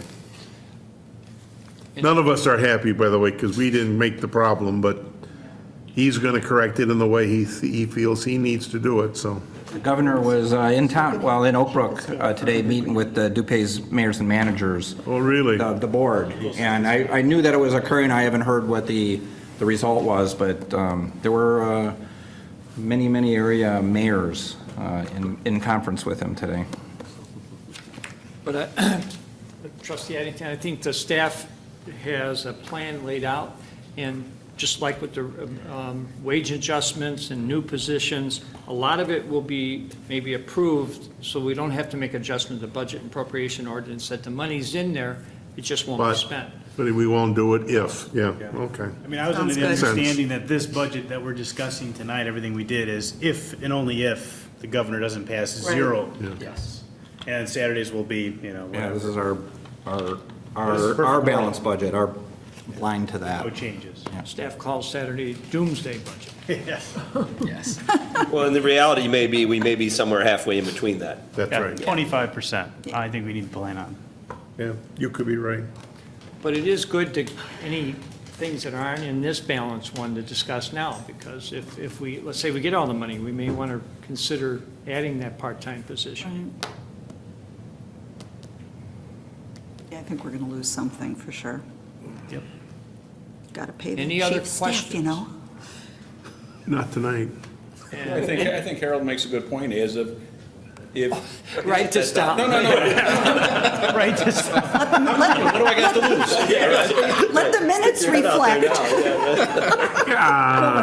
You made the comment that you haven't seen much change in some of the buildings down there, in a lot of the buildings down there. That may only prove the point even more that there's not enough people out there doing the job. Yeah. Or the people are going to ignore it no matter what you do. And I think that that's what we found out. You know, we have people that live out of the country that don't care about court fees, they don't care about court fines, and all the inspectors in the world aren't going to change that, and that's my fear. And for the people that do get scared and keep them up, I think our regular code enforcement, as soon as they get a notice, they're on it. But these people that are going to ignore it, we had a discussion last week at EDC about businesses that are that way. You know, people are going to ignore it always. I don't think any amount of ticketing or court threats or even fines are going to change that, unfortunately. Well, sadly, we have to step up the process as far as taking them to court, Can't just like we do had to do to nothing. get the one house torn down. Yeah. Yeah, he had to go to court. I know we You know, asked, with these judges, if you're showing to make an effort, which means, you paint one curb, they're good for another year. And that's that revolving circle of the judges want that out of their courtroom as fast as possible. And that's unfortunately a that's vicious true. cycle. It is. we've heard from the two chiefs, we have a lot of staff out there. Anybody else got a comment? Anything to clarify from the staff standpoint? The incoming trustees, anything to ask a question about? When is the governor going to make his decision on You keep, July is when the budget. July 1st is their fiscal year, but there is something, I don't understand it, but in their own legislation, they have some May 31st deadline where they have to have budget decisions done by, or it has to be out of appropriations or something. We don't really understand anything. See, they don't even understand it. That's why they're waiting until July 1st. They're so messed up. I know that Park District has 3.1 million in suspended funds right now for the grants. Right. So- Don't worry, Mrs. Rauner still has her chief of staff for $100,000 a year. So any other questions? Yes? What's your question on the depot upgrades? Yes. When you talked about HVAC, you talked about a furnace. Does Metro pay nothing toward the upkeep of the depot? Is that all owned and operated and functioning via Westmont?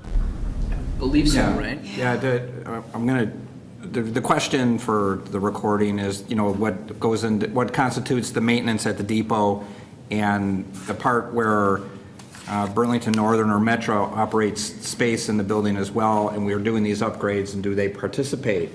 And the quick answer is our building is built on Metro, on Burlington Northern right away, so they permit us to maintain the building on there, and part of that agreement is to afford them, it's not just space to work with the ticket agent, it goes right down to the parking stall that they need, for their clerk, and all of those things are kind of defined in the intergovernmental agreement, if you will, for us to operate, a depot at that location on a shelter. So we owe them. It's the same, the platform maintenance, our responsibilities for snow and ice control are also controlled by that agreement. Do they take funds from the commuter parking? No. That's all ours. Some of that commuter parking is on railroad property, and we also have an agreement to allow us to maintain it as commuter parking. More importantly, it prohibits us from using it for business parking. So as long as we're catering and providing for the commuter, they're all in favor. Any additional? Tomorrow night, we're meeting at 5:30, and I only heard several facts that the staff's going to. Some facts to report back on, and if you all would look at that And bring C2 questions. considerations, in particular anything that's highlighted in red, Besides the ideas for things to add, I would hope they would be accompanied with what to trade that with too, because as I mentioned, it's currently balanced. But, bring those back tomorrow night. So, Steve, I don't If know you come up with questions during the day too, feel free to email if it's something that, I'd hate to get to tomorrow and say, I don't know, we have to look that up. So if you want to pre-ask some of your questions, we'll be prepared. And I don't know if Noriel will be here or if Mike will handle, but if we could just get clarification on the crosswalks and which ones will be included, and there was lighting and there was different options and so forth. So if we could just get clarification on that. Certainly. so seeing no other questions, so I have a motion to adjourn? So moved, Addington. Second, Scott. Motion been made to adjourn the special budget workshop meeting. Roll call, please. Trustee Addington. Yes. Trustee Nero. Yes. Trustee Barker. Yes. Trustee Scott. Yes. Trustee Barry. Yes. Trustee Seneca. Yes. Good one. Meeting adjourned at Larry? 8:50. See everybody tomorrow night? Larry? Pretty nice.